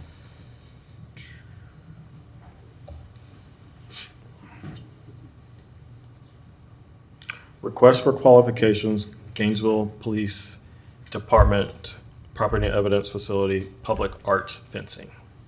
Yeah, so would that mean fencing would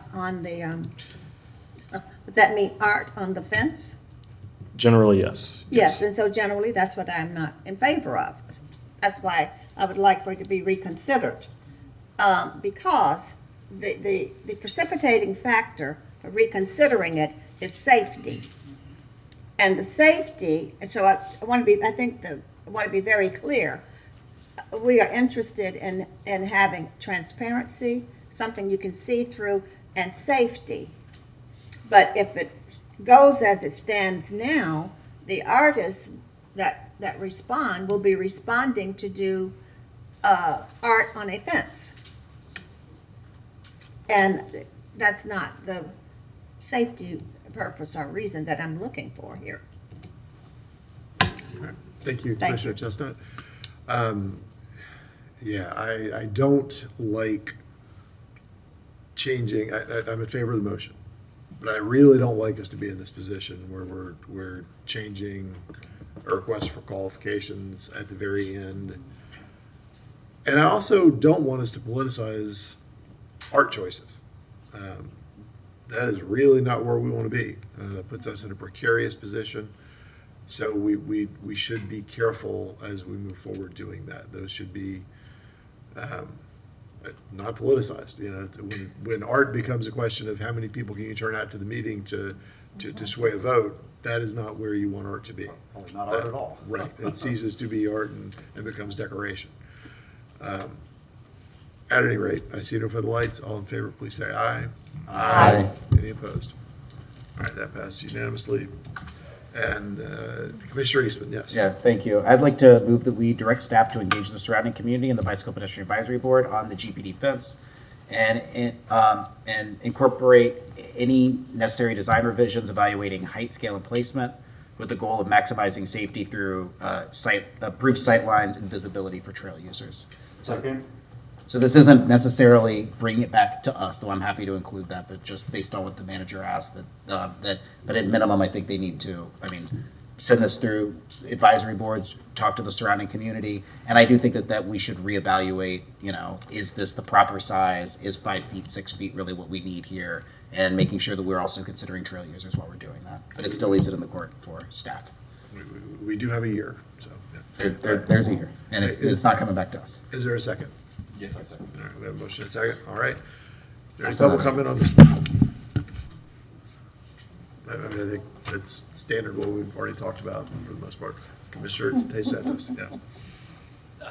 Thank you, Mayor and Commissioners. I would just ask that when your community engagement, talking to the users of the trail too and interacting with them who are going down the trail. That's a lot of people who you should. Sure. Commissioner Willis.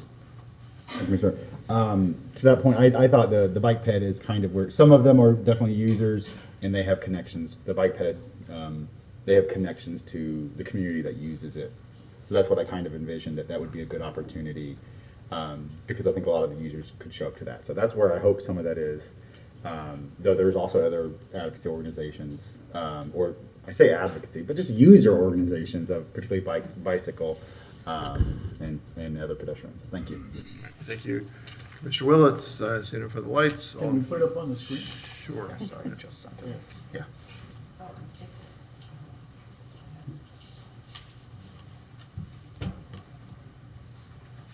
We're going to take 10 minutes when we finish this topic, by the way.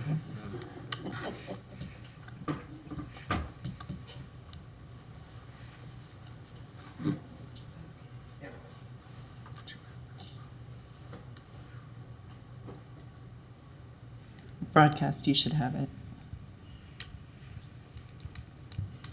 We're going to be so reliant on this technology soon that we'll want to see everything up on the screen, I think. That's right. It's just so helpful.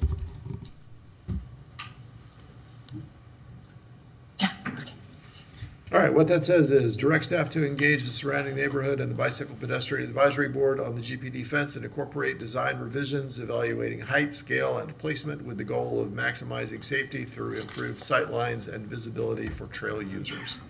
It has been moved and seconded. All in favor, please say aye. Aye. Any opposed? That passes unanimously. All right, we will, yes, go ahead. Sure. Mr. Mayor, before we kind of get off the conversation about trails, I just wanted to make somewhat of a generalized comment because we're talking about trails and trail safety.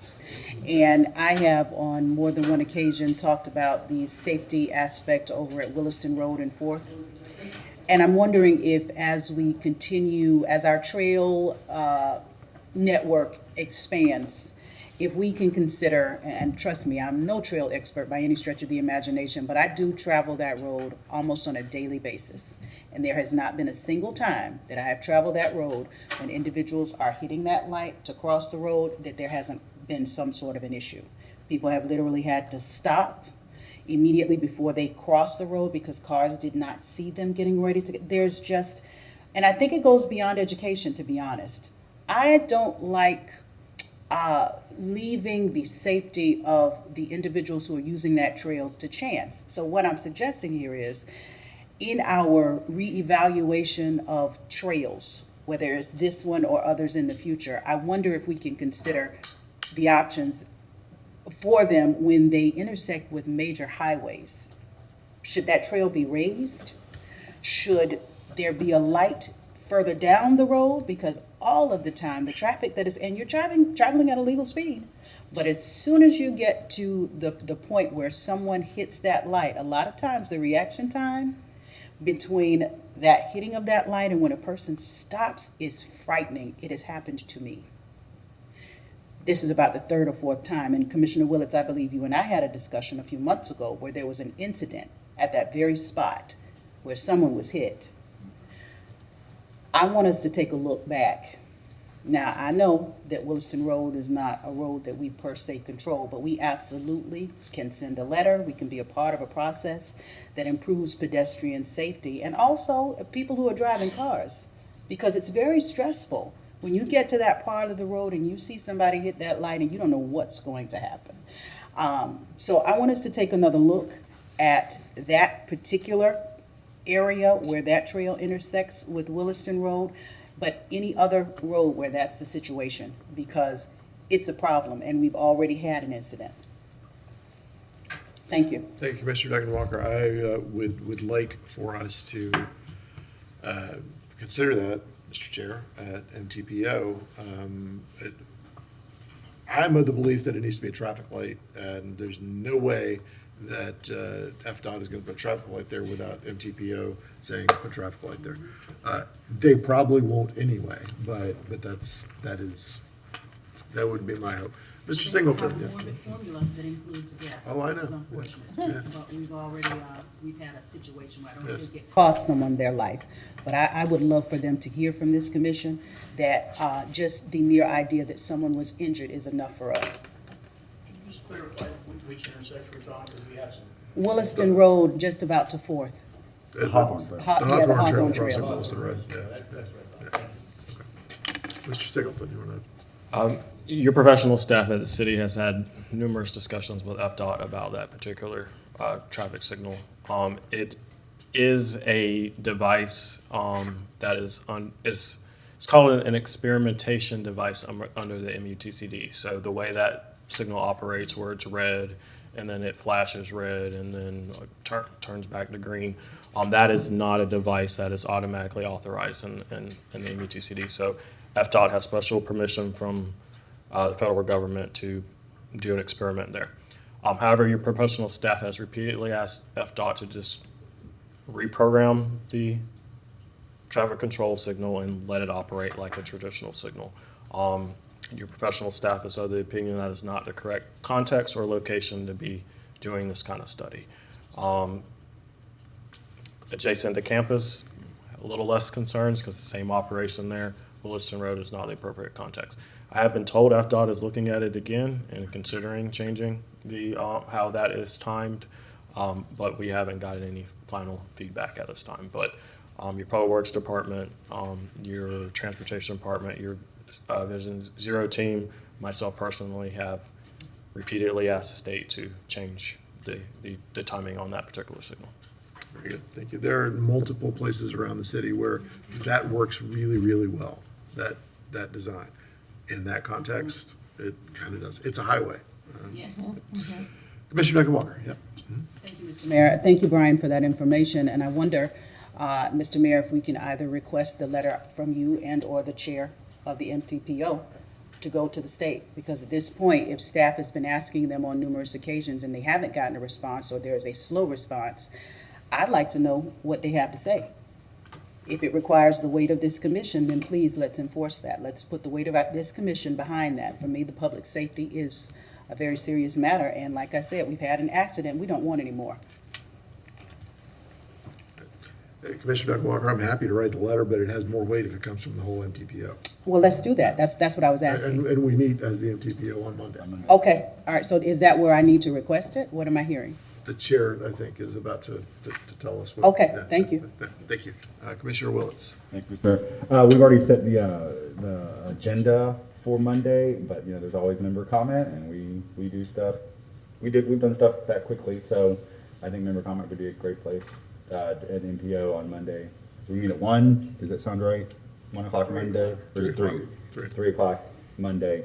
Because this has, we've been kicking around this idea and talking about it for like a year and a half, and then the state did some whatever, and I don't think all the other members of the NTPO or the TPO, they're going to know exactly what we're talking about. So I think, Okay. let's do it on Monday. I'll bring it on Monday. Yeah, and we'll see what we can do. Thank you. Thank you, Mr. Director Walker. And to be clear, I could write one, but it's all of us and all of the county commission and the other folks. in Yeah, the that's TPO. okay. It's heavier that way. That's perfect. That's fine. Whatever the heavier weight would be here, I think is what we need to do. Yeah. Thank you. Thank you. All right, Madam Clerk, anything else on this item? No. All right, we will reconvene at 3:20.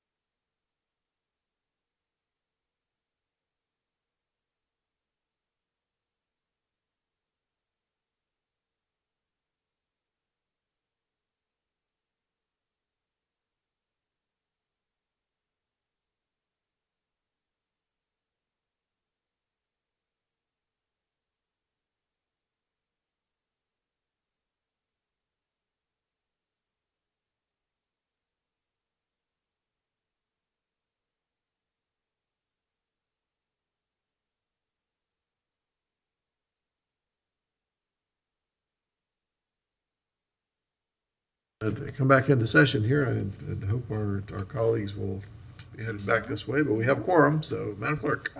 Mr. Mayor, we have our discussion item 2026 Florida House Bill 1451 with a recommendation the General Policy Committee discuss and take action deemed necessary. And Mr. Mayor, I did print, isn't that? No, we said we were going to do the GRU item as second. Yes, this is second. There's 3 items. Okay, I'm sorry, I thought you were talking about the, okay. All right, so. Is this correct? We can read, do you need to do some agenda management? It's fine. I'm sorry. So this is the GRU item we're doing. This is not That's- 2026-165. No, it's not. Okay, This all right, I'm is sorry, I was- that's okay, 2026 Florida House Bill 1451. Okay. This is the discussion on that.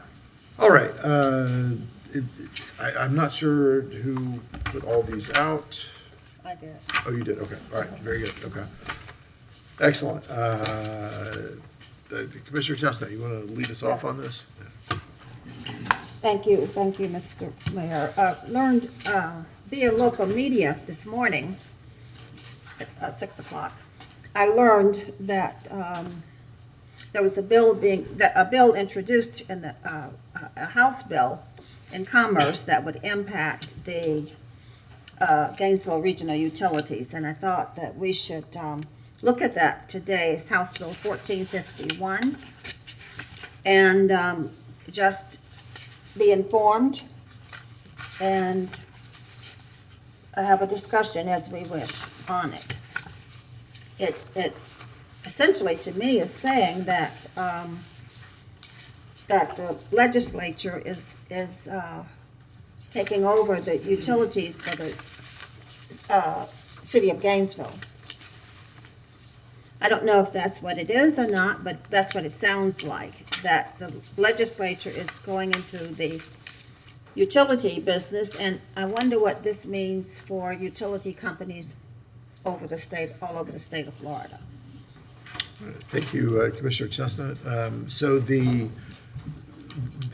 bill that has been working its way through the legislature has very little to do with the city of Gainesville until Tuesday. Was it Tuesday? Is that right? The replacement language was submitted, I think, on the 23rd, and then and for a 24th Commerce Committee meeting. Right. So there's an amendment. Section 4 was added, reading the subject of a regional utilities authority created by the legislature through charter amendment after January 1st, 2023, is expressly preempted to the state.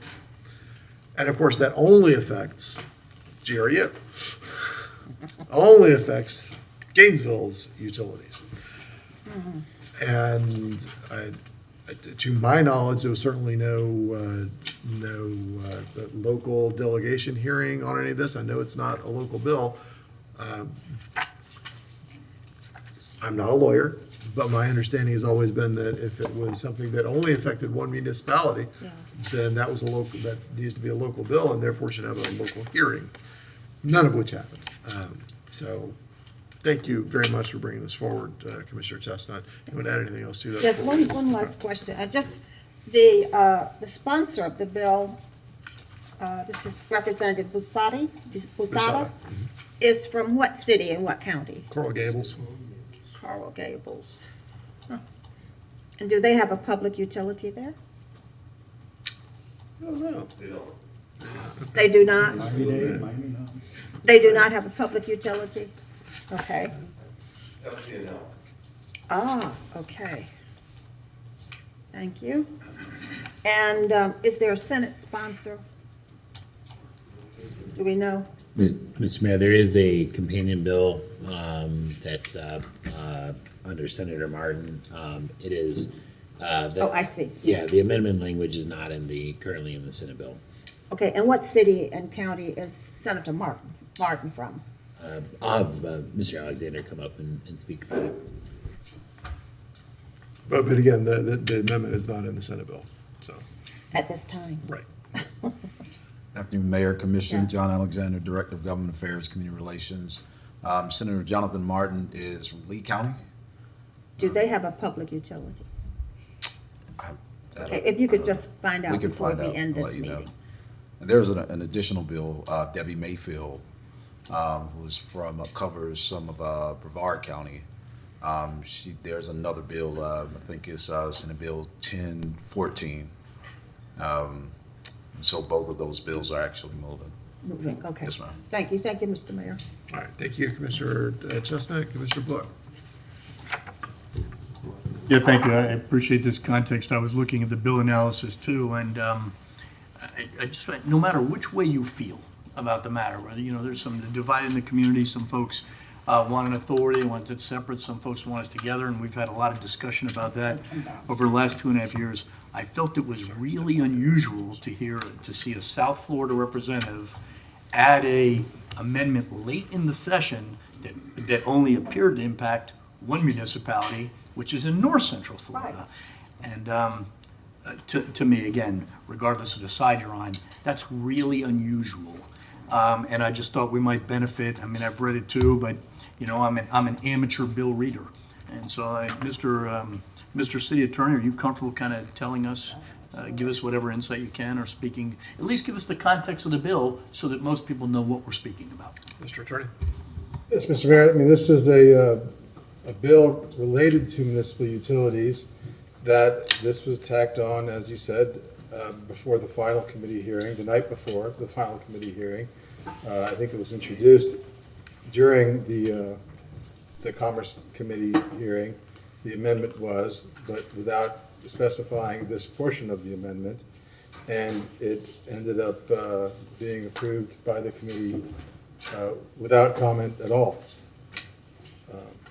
As to what motivated the representative to make the amendment, I can't speak to that, because I would agree with you. It's unusual that it is an amendment which would presently only affect our charter, our municipal utility, and it comes from a distinct part of the state, from someone that I'm not aware has had any involvement with with Gainesville or Gainesville Region Utility at all. So it's as much of a mystery, I think, perhaps we have some guidance from our legislative group or our lobbyists, but there's nothing I'm aware of that would explain why this particular representative would raise an amendment that, again, would seem to only presently affect the city of Gainesville's utility.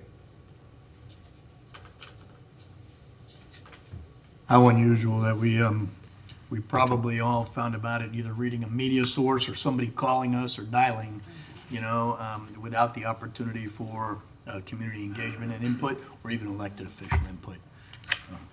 Additionally, Mr. Mayor, it's in the middle of litigation. This amendment would serve to be sort of an amendment to Chapter 166.031, giving effect to Article 8, Section 2 of the Constitution, but without being codified as an amendment to that significant home rule provision.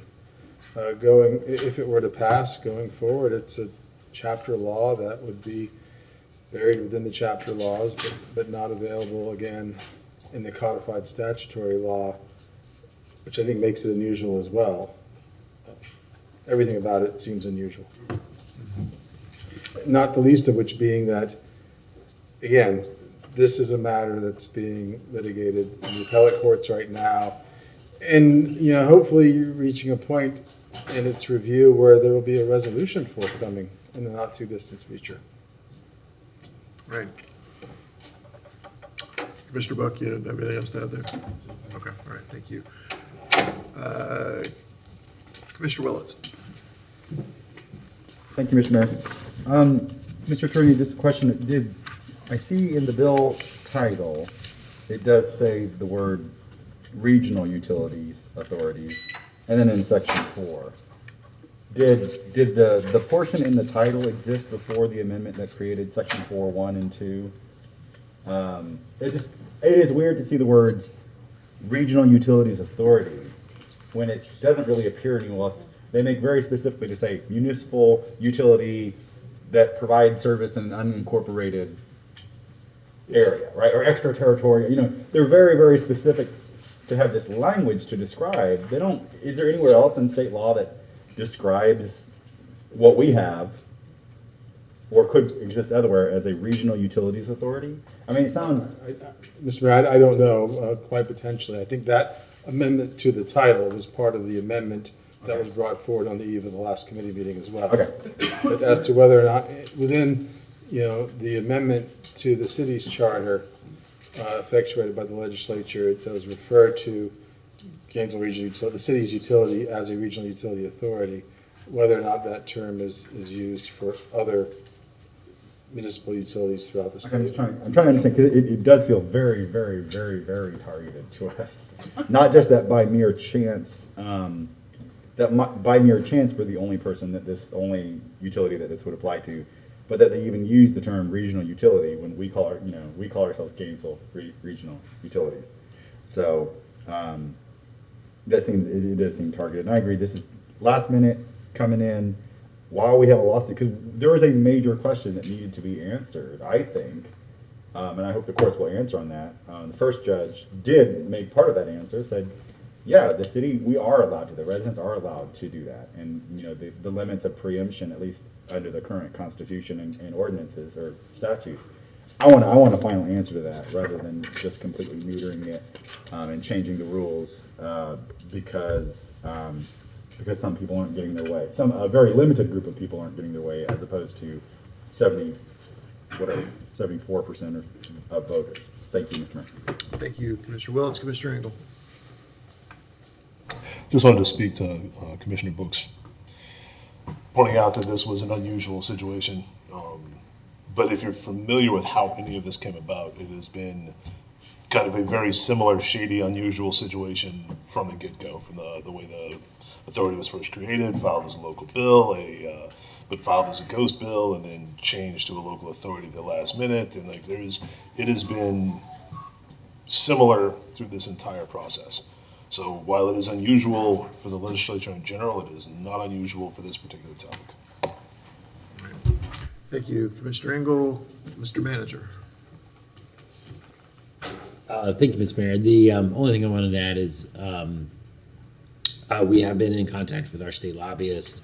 We've been working with the city attorney's office, I think, who's provided some excellent points about some of the issues the amendment raised. We've condensed those to some bullet points that we've shared, and we're continuing to monitor, what's going on the Senate side with the additional utility bills, both Martin's and Mayfield's bill, so that we're on top of it and talking to some of our local delegation as well. Very good. Thank you, Mr. Manager. Commissioner Eastman. Thank you.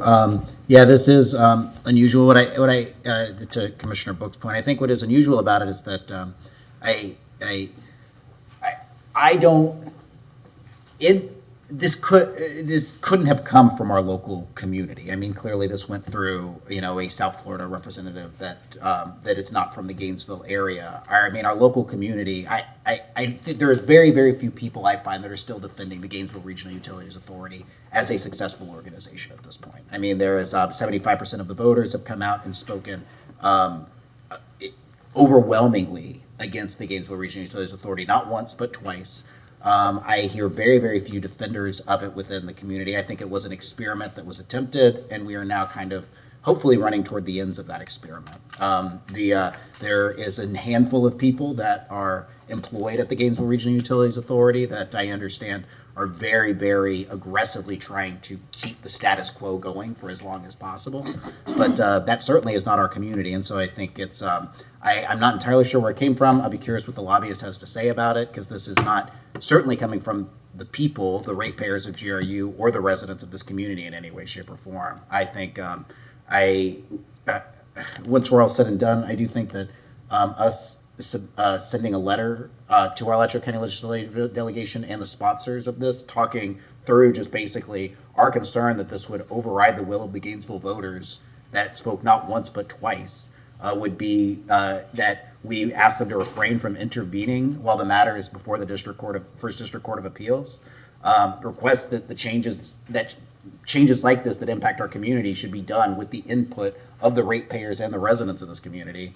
And then I think it's important that we can just convey the structural issues that the legal issues that were identified by our, because these things they couldn't have possibly known. I mean, this was presented well after staff analysis, well after everything else. We've not really had any chance to, review what the unintended consequences of this, how this bill was drafted in any way. And so I think just giving them that education is something that I would like to see, our city do on behalf of the 75% of residents, 73% in 2024 and 75% of residents in 2025 that spoken, that made their voices overwhelmingly heard on this issue. Well, thank you, Mr. Mayor. Thank you, Commissioner Eastman. Certainly, I would be more than willing to send such a letter if directed. I know that we have that our lobbying firm is aware and working on it. So the story that I've heard from various folks is that this was specifically the product of a GRU lobbyist talking to a representative. And that being the case, I'm fairly certain that we'll end up being billed for that lobbyist services because that's how it seems to flow. I've developed kind of a callous mentally and emotionally about this stuff. It is never a surprise to me when strange things like this come across in the course of dealing with our regional utilities over the past few years, which is a shame. I am never surprised, but I continue to be disappointed. And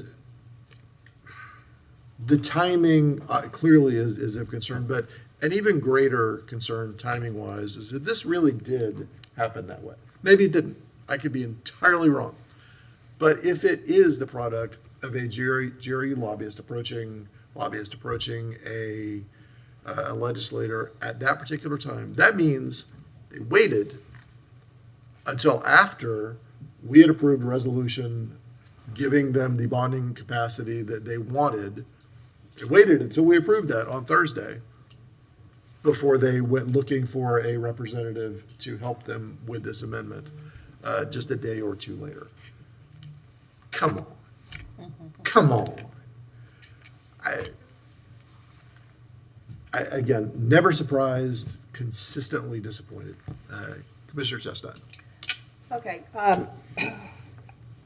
Commissioner Eastman, if you're going to make a motion, I'd like for this to be included in it, is that the mayor, we want to authorize the mayor to send a letter to the Speaker of the House, the President of the Senate, the Rules Committee, House and Senate, our local delegation, and our local delegation, and there.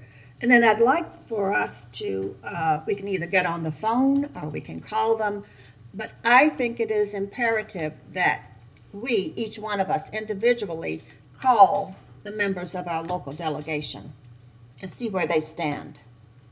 We need that.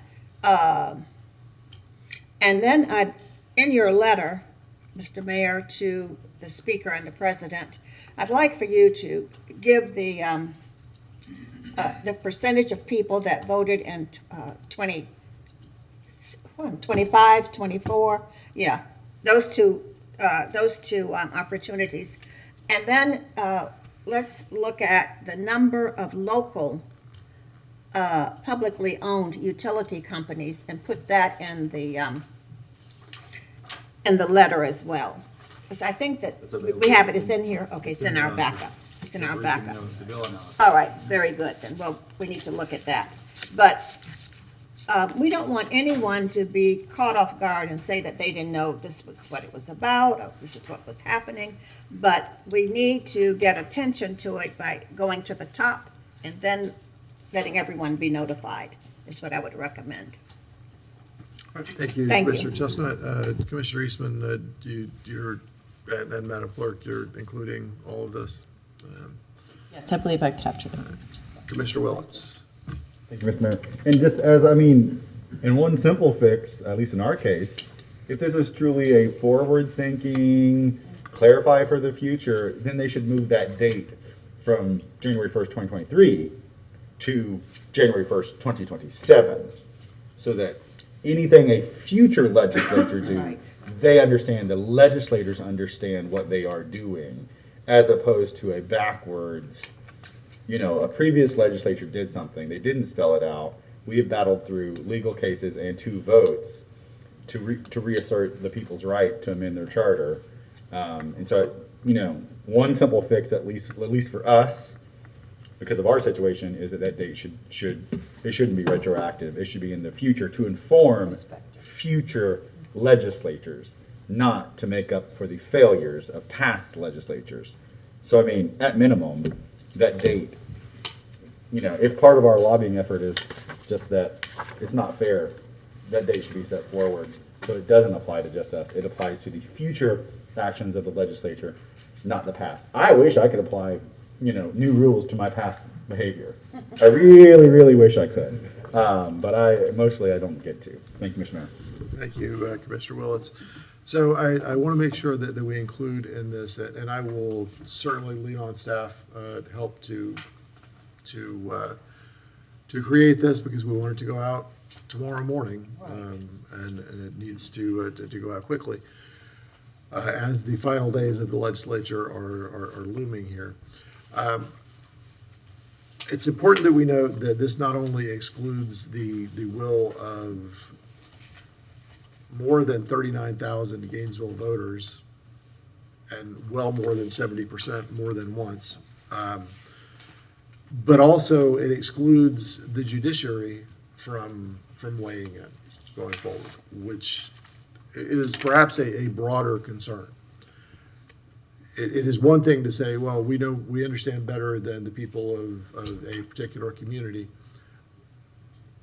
Fine, I may disagree, but it is one thing to say that. It is entirely another to say, we know better than one of the 3 branches of government, and we will exclude them from an ongoing process.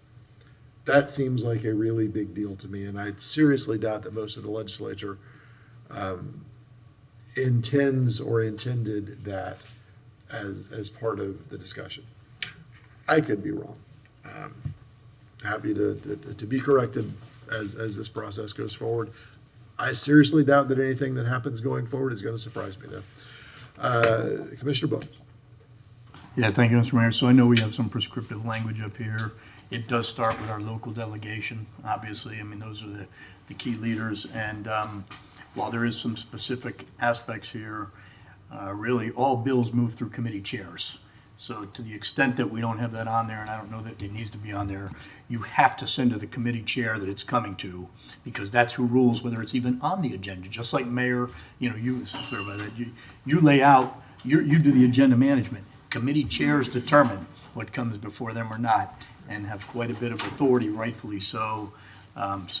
Just, you may want to include or something, but Commissioner Chesed, there's only one committee that it does to go through, and then on the Senate side, I haven't looked today, but Mr. Manager may know, there's 2 or 3 committees that has to move through, and it's moved through quite a bit of them. I think Senate rules is the only thing left, is my understanding. Yeah, on the House. On the House side. The House side, Commerce was the last committee stop, and it passed on the 24th at that committee. So I think the next stop would be the House floor. On the Commerce side, which is where the amendment actually went through, and because there was no amendment when it went through the preceding 2 House committees, including that committee chair, who may be entirely unaware that there was an amendment that might not have had engagement. Input from the area that it's impacted could be important, especially as it weighs if it ends up before the full House. It's just a thought. Okay. Thank you for the motion. Thank you, Commissioner Book. Madam Clerk, let's do public comment. Yes. Mr. Ross? Chuck Ross. Welcome, Mr. Ross. Good afternoon. Thank you, Mayor and Commission, for taking such quick action in putting together this out to the legislature. And, you know, I think you kind of, again, you nailed it as far as what's been going on, that, you know, Gainesville's been singled out here. And to create a retroactive bill, it's bizarre. So there certainly are a lot of questions. Coral Gables, where I grew up, has nothing to do with anything closely resembling Gainesville, I will tell you right now, who is serviced by Florida Power and Light, as you asked before. There was no debate on this. There's no local notice. This bill was added to what I understand was a bipartisan bill that dealt with public utilities that had service areas outside of their area. It was to require meetings, and a bipartisan bill that is now going to be wrecked. What was the purpose of this? We don't know. And I'd like to just read you, there were some talking points that were put together by the way, I shouldn't represent, and I forgot that again, I'm now with the Sierra Club, the local Sierra SSJ, which is the Swanee St.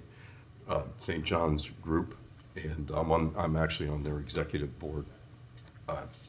On top of that, I've received some information from the Electoral Labor Coalition. I was going to read some of their talking points. Some of it I've already tackled. Divisive partisan language, otherwise bipartisan bill. The courts are reviewing this issue, as the commission pointed out. More than 75% of the voters spoke twice. Well, 70%, then 75%, as you pointed out. The amendment was added without debate or legal analysis. And the presumption language creates legal uncertainty for the city charter and local law. And I would further point out that I think that the Florida League, which certainly seemed to have an interest in this,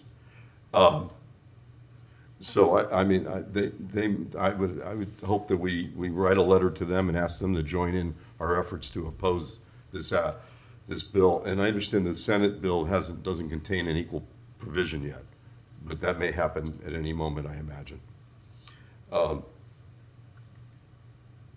I don't think I have much else to add. With 14 seconds. Nope, that was it. Okay, thank you, Mr. Ross. Thank you very much. And Jim thank you for acting so quickly. Jim Welcome, Mr. Conish. Mr. Chair, Jim Conish. In the original draft of the Perry bill, every single person sitting up there in an elected position for the City Commission and Alachua County Commission were personally disqualified retroactively to January 1st, 2000 from serving on the authority that would have been created by that initial bill. You were personally disqualified. In early drafts, anyone that you appointed to any of the plan boards or anything like that, they were also personally disqualified. Then, when that failed, and they knew that would fail, that was a device to help Perry get reelected. I was sitting next to it. When it went down, he didn't care. He knew it was going to go down. That was just a tactic to get reelected, sir.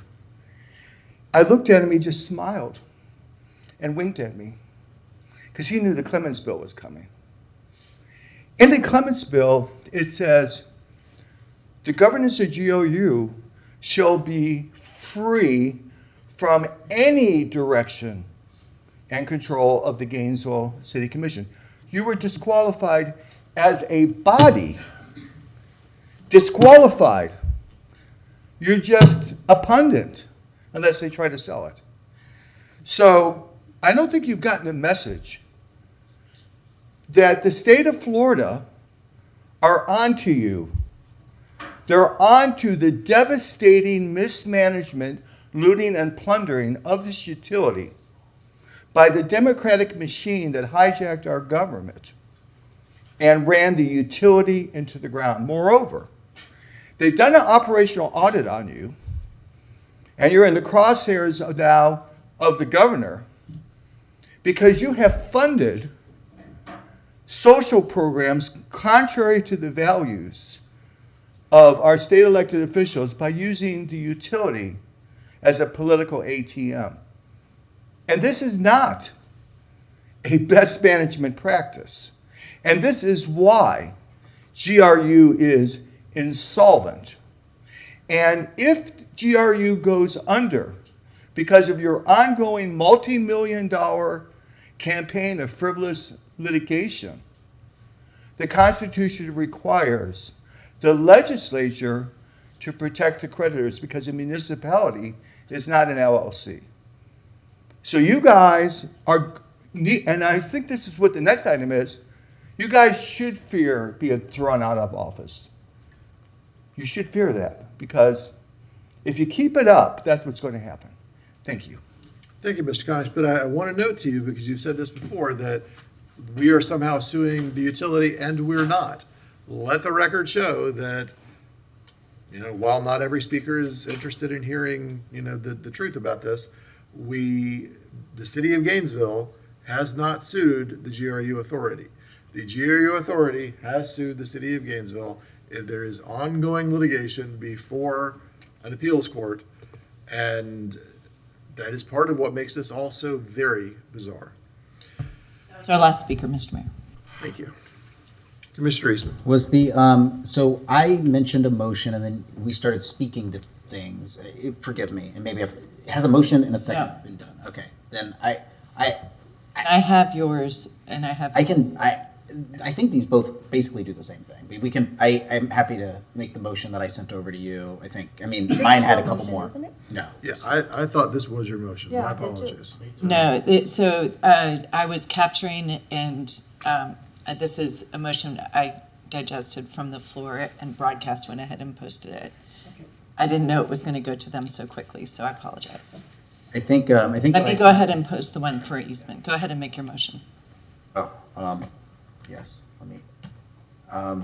I move to direct the mayor to send a letter on behalf of the Gainesville City Commission to the Alachua County Legislative Delegation, Speaker of the House, the Senate President, the Rules Chair, and the House and Senate sponsors for HB 1451, requesting removal of the referendum reversal amendment. This letter should express the concern that the amendment overrides the overwhelming will of Gainesville voters, urge the legislature to allow the pending court case to proceed without intervention, request meaningful input from GRU ratepayers on any governance changes, and convey the city attorney's concerns about the breadth and impact of the preemption language.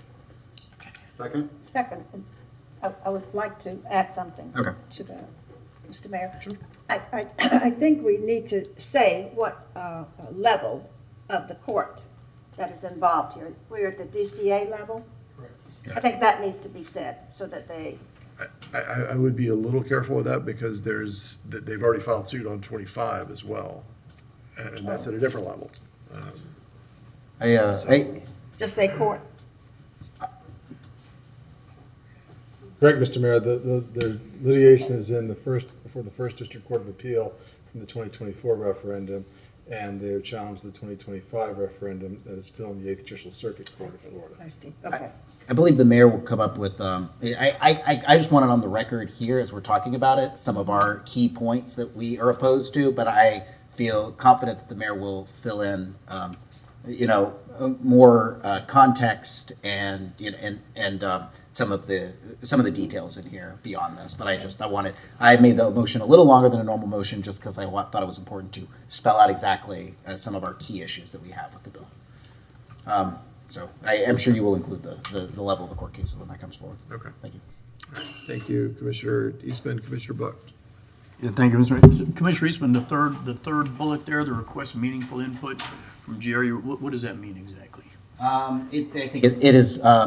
It's something I added later into the motion right as I sent it, but it is, so I'm happy to pull it out. But basically, the fact that this was sent through the legislative process without any meaningful input from the local community, from GRU ratepayers, from anyone else, and was submitted in the final committee, it's more about the process of it, and that any changes of this magnitude really need to bring the people that are actually impacted by those changes through a typical legislative process, not through a last minute amendment to an existing bill before it can be heard. There's no real chance to give any public comment on this in the future the way this was done. So that was kind of where I was getting at with it. May not have been the exact right way to phrase that, but that was my point I was trying to make. All right, I thought you were, so in listening, basically what we're trying to express in the letter, at least for that bullet, was to indicate to those recipients of the letter that there was no input or engagement in the process before the amendment was put forward. Is that? Yeah. You may want to just think. I think it needs to be said clearly. What I thought initially is what the way it was reading was, we need to go get some input. This is saying there wasn't the process, the normal way that we would hope that a process would occur did not occur. There was no input, and then it was amended, late in the session. And I can't put all that stuff in there. Yeah, I mean, It's something like that is what I think you were saying. So you just want to make that a little bit clearer on what that aspect was. If we could change it, I'd say express concern that the bill was drafted without any meaningful input from GRU ratepayers. Okay. So, I want to try to craft this in such a way that we are not writing the next bill, but. we can just pull the third one out. But, Do we want to say bill or amendment? Amendment. I don't think we have a problem with. I would love if y'all would give me a little latitude to write it. Okay, okay. So do we just want to remove? Yeah. May I remove item 3 on there, please? Yes. Is that okay with the second? Oh, okay. Okay, anything else? That's it? Okay. Commissioner Engel. I think it should be in a Times New Roman font. I prefer Garamond, but, Fair enough. Fair enough. All right, I see no further lights. All in favor, please say aye. Aye. Any opposed? All right, that passes unanimously with Commissioner Deckenwalker absent. All right, Madam Clerk. Mr. Mayor, we're on to 2026-165, discussion item, charter referendum, filling city commission vacancies. With a recommendation, the General Policy Committee discuss and take any action deemed necessary. All right, thank you, Madam Clerk. So I want to be, really clear with the community as we move forward to this.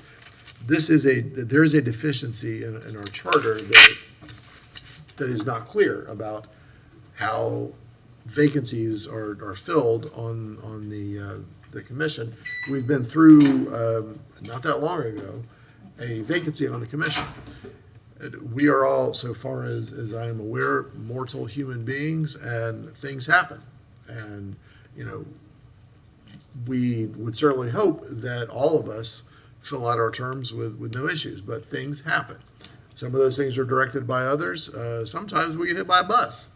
I don't want that to happen, but if it does, we need to know exactly how the next commission, how the commission at that point fills vacancies. So I want that to be out there. No, this is not a response to to any current political climate. This is a reality that we need to be aware of and plan for.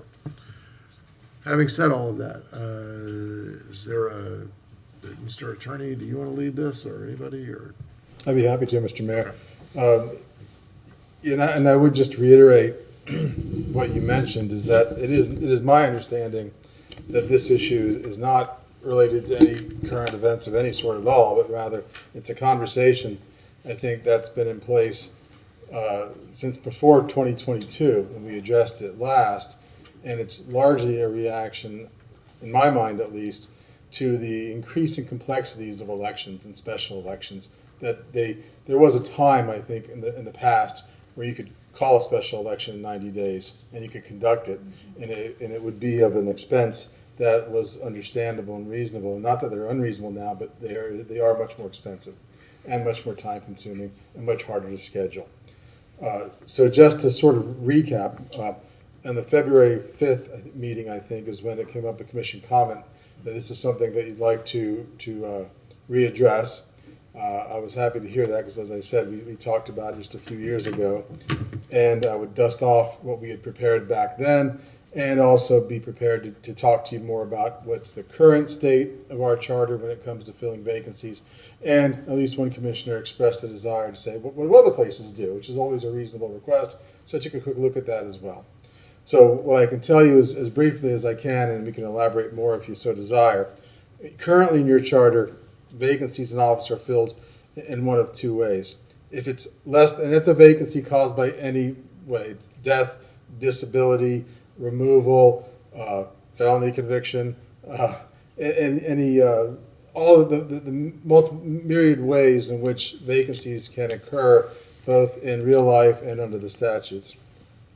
If it's less than 6 months remaining in the unexpired term in your charter presently, then there will be a majority vote of the remaining members to choose and appoint a successor who is otherwise eligible under Section 2.03 of your charter to act until a newly elected commissioner is qualified. And that's what happened back in, I think it was 2010 or 11, 2010, I believe, when Commissioner Donovan had resigned to run. Another way a vacancy can be created, resigned to run for a county commission seat. There was less than 6 months left in his term. As you recall, back then, the county elections were held in the fall, city elections were held in the spring, so it was a vacancy of less than 6 months. And former Commissioner Nielsen was appointed by the remaining members of the body to serve the remaining few months of that term. Under our charter presently, if more than 6 months remain in the unexpired term, then and there is not a general election scheduled within 6 months, the commission then would call a special election. And that's where it gets difficult, because I think previously we had in our charter that an election would be held within 90 days, when in discussions with the supervisory election, not just ours, but any supervisory election, that's just not practically possible these days. So we now have in our charter that if there is a vacancy that is expected to be more than 6 months remain in the term, then a special election will be called within 60 days to be conducted as expeditiously as possible. So that is not ideal, I think, in terms of ensuring that the people of Gainesville have a full complement of commissioners available to them. What we had suggested then, and what we would suggest again now, and this is language and direction we can take further from you, is we've suggested that we break it into early in-term vacancies and late in-term vacancies. An early in-term vacancy meaning that if a mayor or a commission seat is vacated on or before a date, and this is sort of an arbitrary date we chose to try to make the most sense. And these can be changed, obviously. So you're crafting it as we speak, and as we come back with the first reading and second reading, you can still craft it.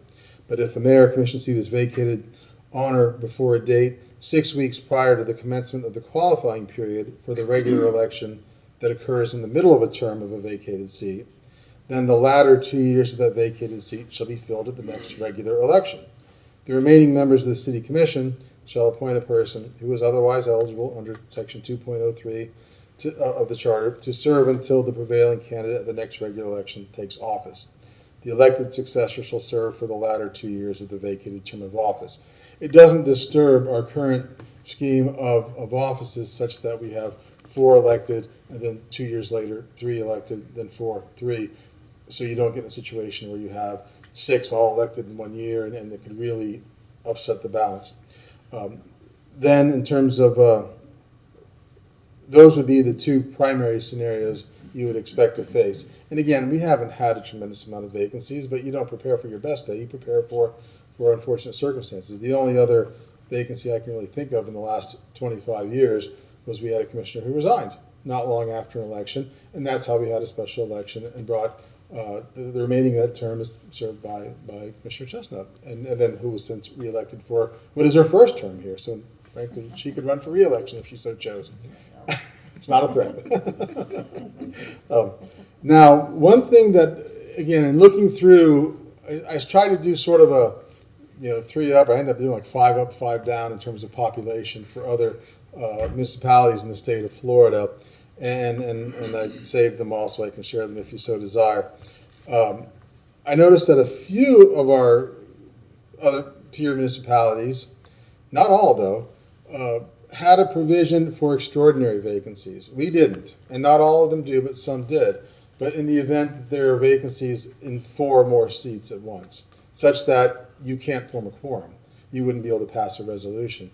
So in those extraordinary circumstances, it did provide that there would be request. What I would suggest is that we provide for, if there are 4 concurrent vacancies existing, then the city clerk could certify, got your attention, could certify those vacancies and ask the governor's office to appoint replacements, but then that reconstituted commission would then call a special election as soon as possible in order to fill the remainder of those terms by commissioners that are chosen by our electorate.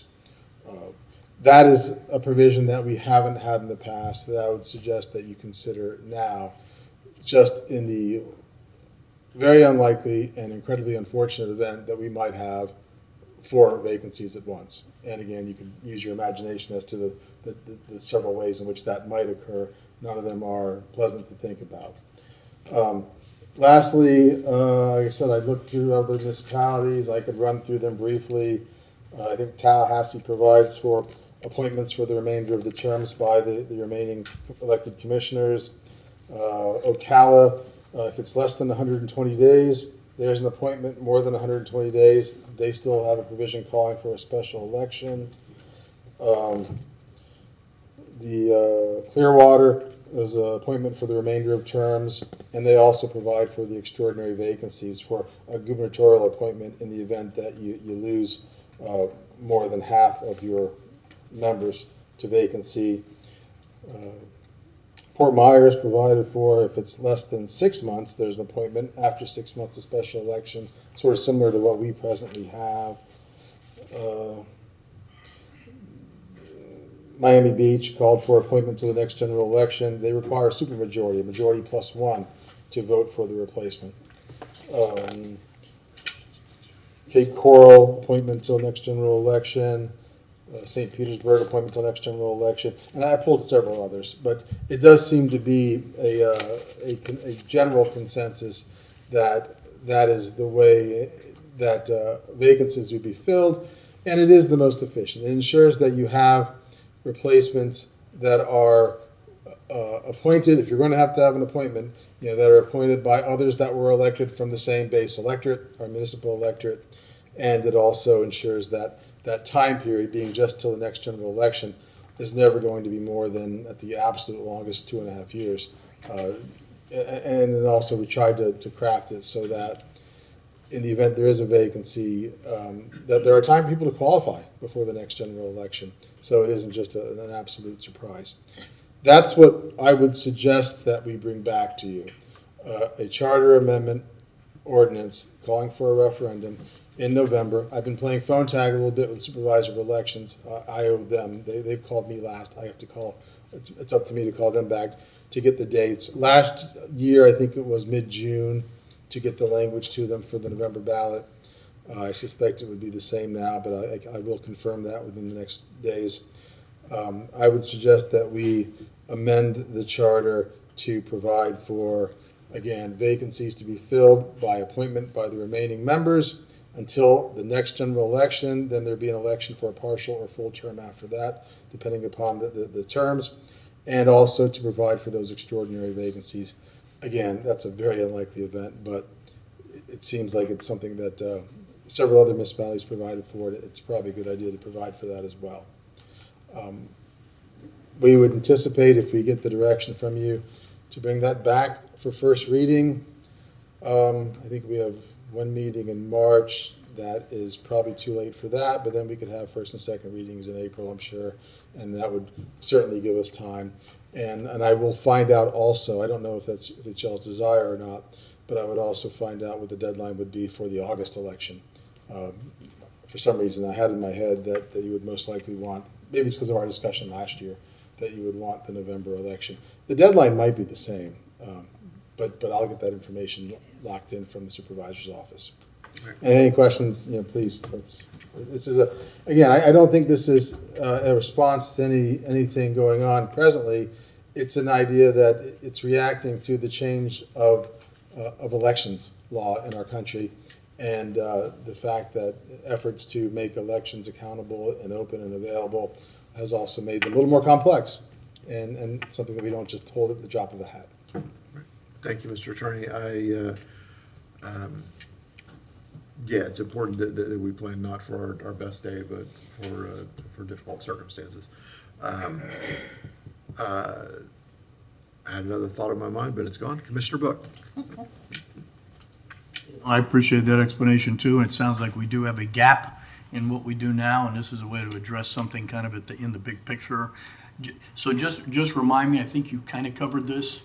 If somebody last year, illness, tragedy, whatever, they couldn't surf, what would have happened? And then if somebody right now within a 6-month window, right now, under our current existing charter, could not surf due to something that was horrible, what would happen right now? Presently, Mr. Mayor, our election is more than 6 months away. So you'd be setting a special election date. And that special election, you would try to get in within 6 months. What it doesn't provide for is between now and that special election, would you appoint someone? I think that would make sense to appoint someone because ideally that would be less than 6 months before a special election. But then you would be holding and paying for a special election for what would just be until the November election that you'll be holding. So it's and it depends on the person's term. It would be for the remainder of their term. So if it was one of the 4 seats that are up for election in November, that special election would be for a very short period, which could also weigh in on the nature of the candidates you get. Are people really going to be willing to put themselves out and go through the expense and the time and the commitment for a partial term that's only a couple months long, 3 or 4 months long? That may be a factor as well as to why it's not a great idea the way we do things right now.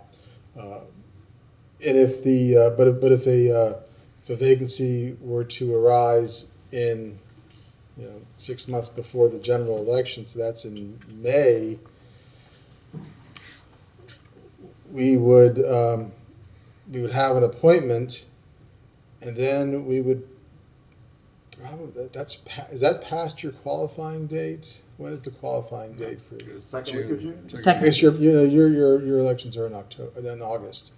So I guess we'd be looking as to whether or not there's time to get on that ballot or not, as to how long, whether we'd have to have a special election. Again, so there's a little uncertainty even the way we have it now in terms of regular vacancies that we've tried to address by putting that cutoff date being a few weeks, 6 weeks chosen arbitrarily before the qualifying period to make it sure that we are able to get people on the proper ballots for consideration by the electorate. Yeah, I would support anything that from your research, what you find from peer cities and stuff, that we have something that seems to be a best practice in line with what we do. I think it's a good gap to address. So thank you for the work. Thank you, Commissioner Book. So what I was going to say was that my preference would certainly be to do this in the November general election because that's when we get the greatest turnout, and I always prefer to have more people voting than fewer. Commissioner Engel. I had a question and a comment. I don't know if it's the same. I would prefer November over an August election for this. But the question is, so if you are either appointed or elected to a partial term, that doesn't affect your ability to run for 2 full terms after that? Is that correct? That's Mr. Mayor, that's currently the state of your term limits in your charter. That's why, as I was noting, Commissioner Chestnut had a healthy partial term, was elected to a full term, and could go for another consecutive full term if she so desires. I'm all in favor of putting it on the November ballot. Okay. All right, is there any public comment on this, Madam Clerk? No public comment. Okay. Commissioner Eastman. Yeah, great. Thank you for all of your research on this, Mr. Attorney. I'm happy to give you direction to bring back language, or I feel like we already gave you that direction. You could simply bring back language at an upcoming meeting. I don't, whatever preference you would have. But I think this makes perfect sense for us to go forward with. It is, from what I could tell looking at other charters, what most other cities do. You mentioned some of them that I've looked at, like looked through Tallahassee's charter. Ocala, I think, had a similar provision in it. This seems like the standard, and ours is slightly different.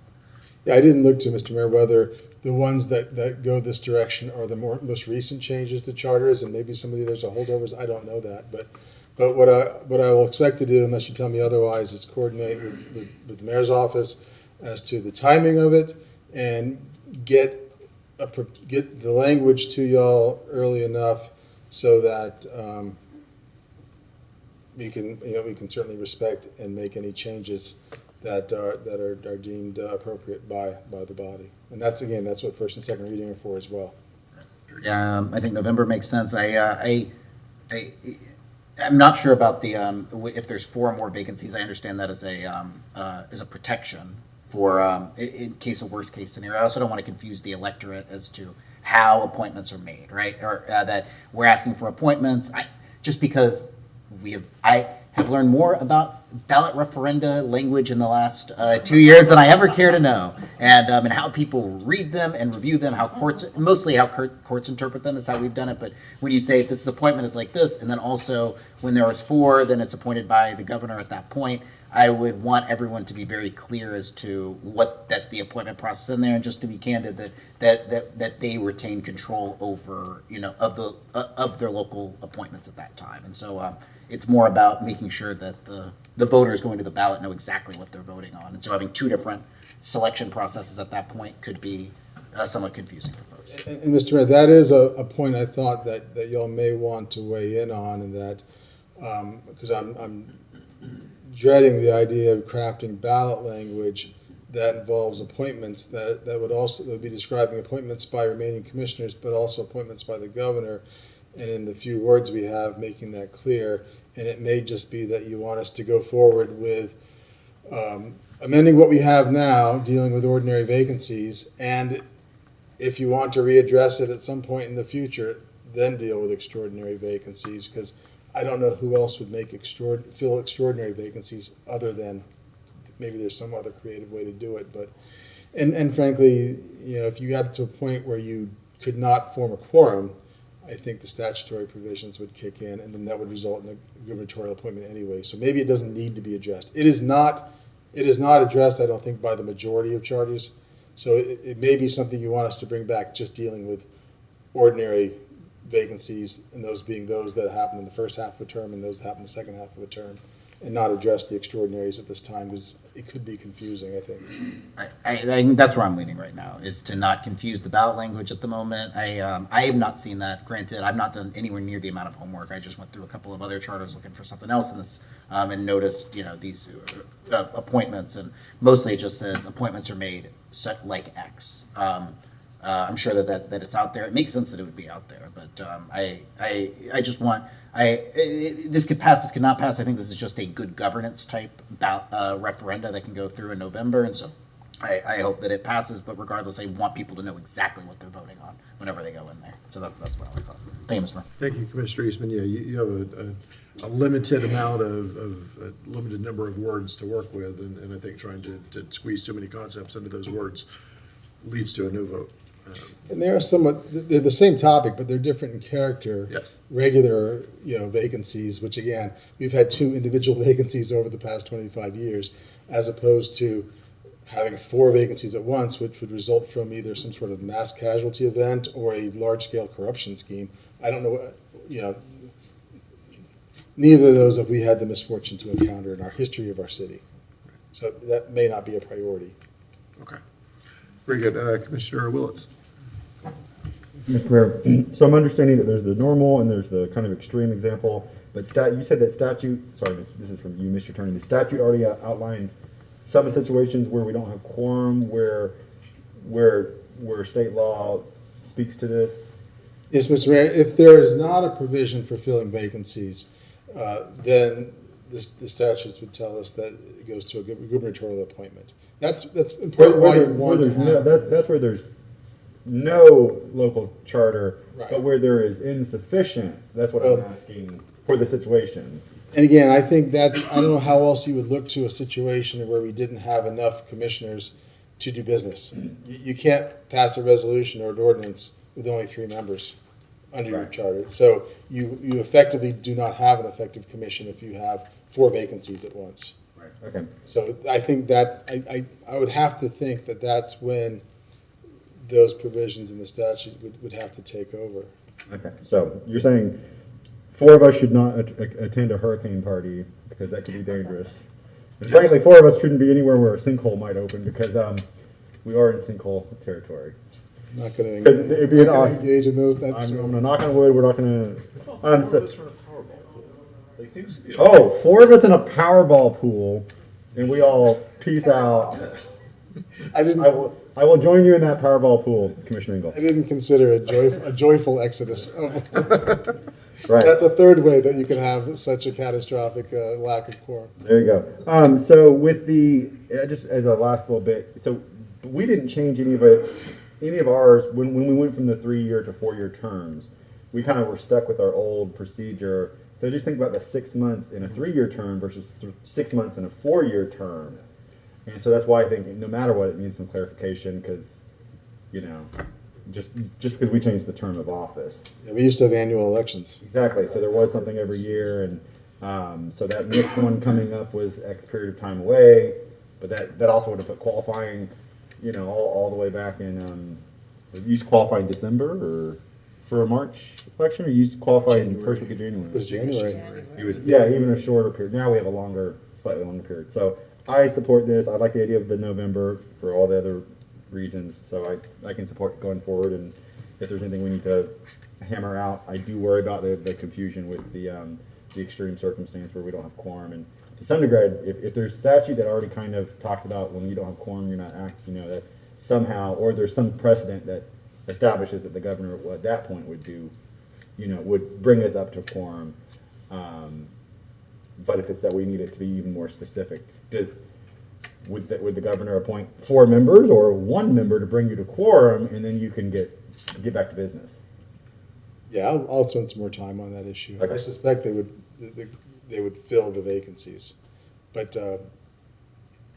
in any event, I'll follow up on that more, but anticipate, unless you tell me differently, maybe just bringing back filling ordinary vacancies. If that is the simplest thing, I think, to put on a ballot. I think that's the simplest, because it will get confusing, and if I wanted to, for the extreme case, my preference would be, and I think most voters would like, appoint 1 person so you have quorum, you can do business, and then those 4 people could finish filling out a commission. So but I think it is a little dangerous altogether. So maybe you provide 2 different drafts. I don't know if that's too much work. Well, that second draft would be tough getting it all into the ballot title, I assume, but. Already worked on a draft that has all 3 of those provisions. The third provision, like I said, I think it's probably not wise to bring forward along with the other provision, the ordinary vacancies. Okay. I would recommend against that, I suppose, now that we've talked about it more fully. All right, thank you. Thank you, Commissioner Willis. Commissioner Book. I agree with what seems to be consensus about having nothing related to extraordinary vacancies because there's other processes that already involve that, and we don't want to confuse any voters should something go forward in the future. I was thinking about one other aspect of feedback that we probably already had in the last few years, and some of you all may have served on this, and that's when we had Charter Review Committee. So there might be some documents there that already had informed going back to the last 2 Charter Review Committees and see if there's anything there that might have given us some additional insight as you work to draft this. I think Commissioner Eastman, you brought this up just a few weeks ago. Do we need a motion for this? Were you planning to make a motion, or is the direction clear here? I think I've already had the direction. This is sort of an update on it, but I'll take whatever direction you want to give me, but I think we've been directed. It's pretty clear. I just thought there might be some additional input that's already been done that might save you a little bit of work beyond what's already been done. Thank you. All right. Thank you, Commissioner Book. Did we ask for public comment on this already? We didn't. Have any public comment? Okay, very good. All right, so before we vote on this, I will just say that there is, you're right, there's no motion to make. Before we move on from this, there is also a discussion in the community that's been brought to my attention about another potential referendum that we've had some discussion around, so it would involve the direction of the ability for commissioners to direct things like interns and otherwise. I think we're supposed to have a discussion about that at an upcoming meeting. Did we I don't think, We didn't, no, I don't think Okay. so. I thought we were going to. Yeah. But we can. I mean, there's room. so I don't want to wait too long to do that, so let's say at the next, GPC, let's add that as a discussion item. And, Will do, Mr. Mayor. anyone else like to weigh in on that before we go? Okay. All right. I think it's great. I'm looking forward to it. I've already started looking through some other charters to see what language that they use that would that would give us the flexibility without locking us in and would allow future commissions to determine what works best based on the budgets and the things that go for them. And so I think that's what we like: simplicity, flexibility, and not locking us in, but still with good guardrails on there. Is sort of what I'm looking forward to in that discussion. Okay. Sorry. Thanks. All right, and the initial driver of that is the ongoing discussion that comes up every now and then, and has come up recently, of interns and how we work through that. So, all right, so we don't need to vote on that.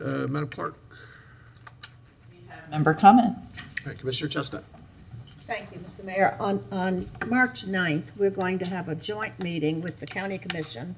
And at that meeting, I heard you all bring up at the last meeting that you would request a presentation from the school board. And I would like to ask that the mayor send a letter asking the school board for the number of students that live in the east, zoned in the east, but attend schools in the west. I think when you look at those numbers, you're going to find the students that are missing, and if they were returned home, their schools would probably be up to the level that is necessary. It's my understanding that the schools in the west are at 90% capacity. Schools in the east are not, but that's because a number of the students in the east are bused to the west. If you bring those students home, I think it would help the enrollment tremendously. But I'd like for the superintendent to bring that information with her when she comes on the 9th. The other thing that we might want to consider is having a representative from the Commissioner of Education attend this meeting as well, so that, because they really make the final determination on this. My suggestions.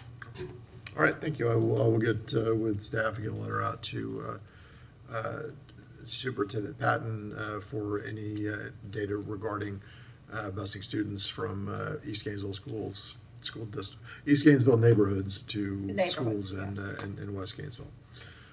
Okay, and we can have other discussions as we are available then. I've been to some of the neighborhood meetings, and many of us have, and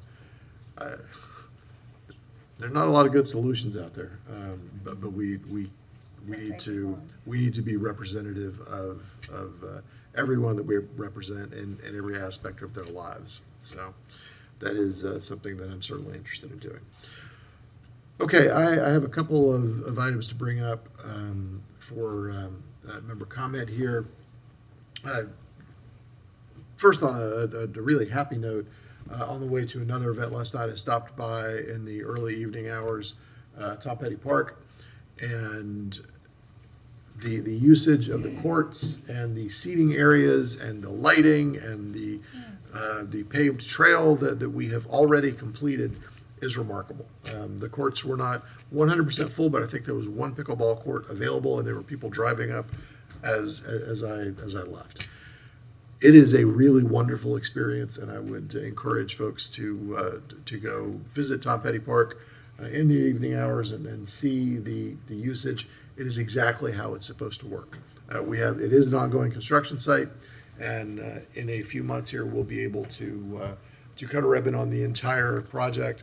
But for now, please do yourself a favor and go see what is happening from the decisions that have been made on this dais. And I think you'll be pleased with that.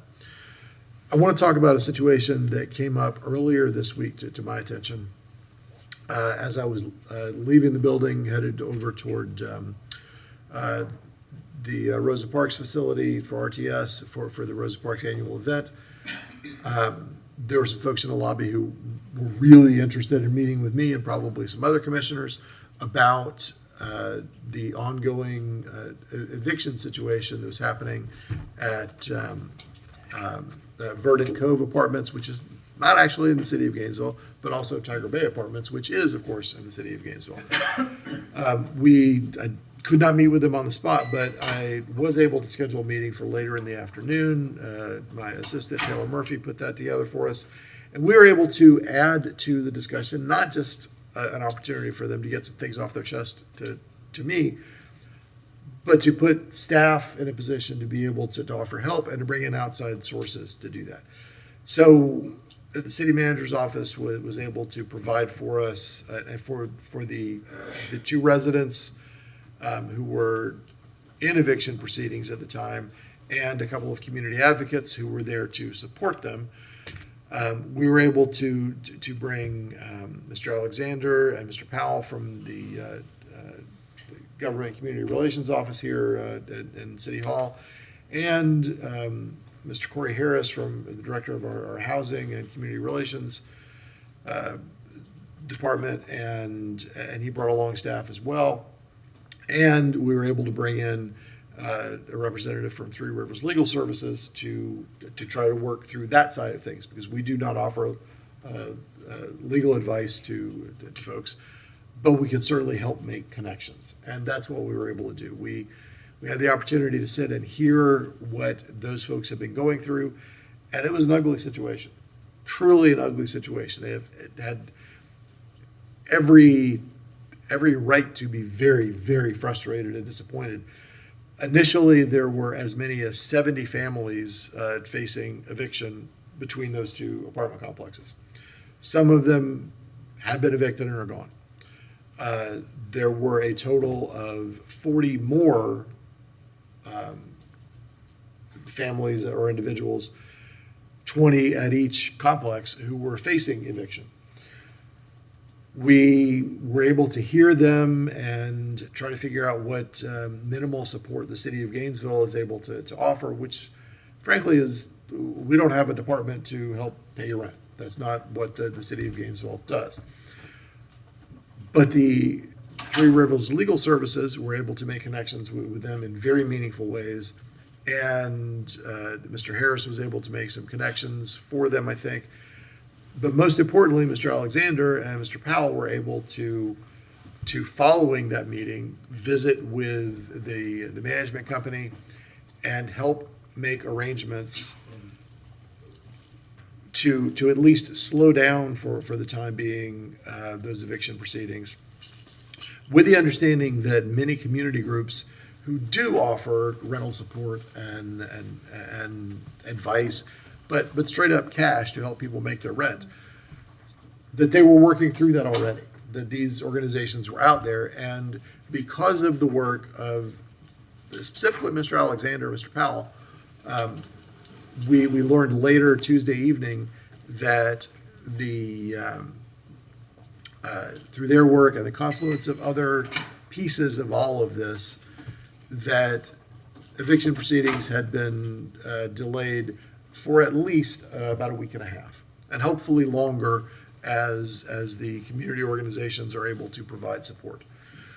So I want to commend everyone involved in that, from activists who brought this to our attention, to folks who showed up here at City Hall on their own behalf and on behalf of others, and to our city departments and Three Rivers Legal Services, who all dropped everything else to get involved in this and keep as many as 40 families in their homes. That's a big deal. All I did was go to the room that my assistant was able to put together for us and say, Mr. Manager, can you make sure that we have some folks in the room who might be able to offer some help? But everybody else involved saved 40 families from eviction in the moment. And that is something that we should celebrate as a community. And I'm exceptionally proud of everyone who was involved. But again, particularly Mr. Alexander, who was out there along with community advocates at NAACP, President Evelyn Fox was part of this as well. But we really made something good happen from City Hall, not only for city residents, but for some folks who don't even live in the city of Gainesville. And I'm real proud of that work, Mr. Manager, and everyone involved.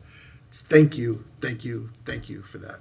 Another thing that I want to brag on city workers for, I got an email a day or two ago, I think it was yesterday actually, from one of our neighbors who witnessed someone in a wheelchair fall off a curb.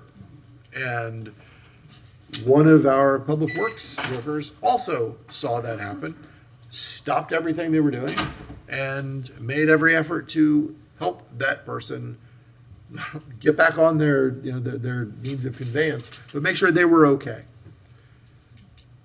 That was not a public safety worker who did that. It was not somebody, I appreciate it when public safety workers do that as well, but this was somebody who didn't have anything to do with all of that, but was a city worker and saw one of their neighbors in difficulty and stopped what they were doing to make sure that they were okay. I understand we're in a search to figure out exactly who that was that did that, and we know that it was someone in Public Works. Mr. Singleton, you have information on that? Yes, sir. Employee's name was Jasmine Fuchs, and if I'm saying that wrong, I apologize, Jasmine. But she is on our solid waste team. Excellent. All right, that is terrific news. Thank you for that. Again, I think it's important that we pat our folks on the back when they don't just do what they're supposed to do, but they go beyond the call of duty. And that's what we have as a community come to expect from City of Gainesville workers. And I want you to know that I appreciate that. So we don't do everything right, but there are a couple of instances this week when we've been able to engage with the community in terrific ways that, saved family homes and potentially saved a life. So very excited about that. I don't think I have anything else, but Commissioner Book. So two big positives there, and I appreciate your intervention.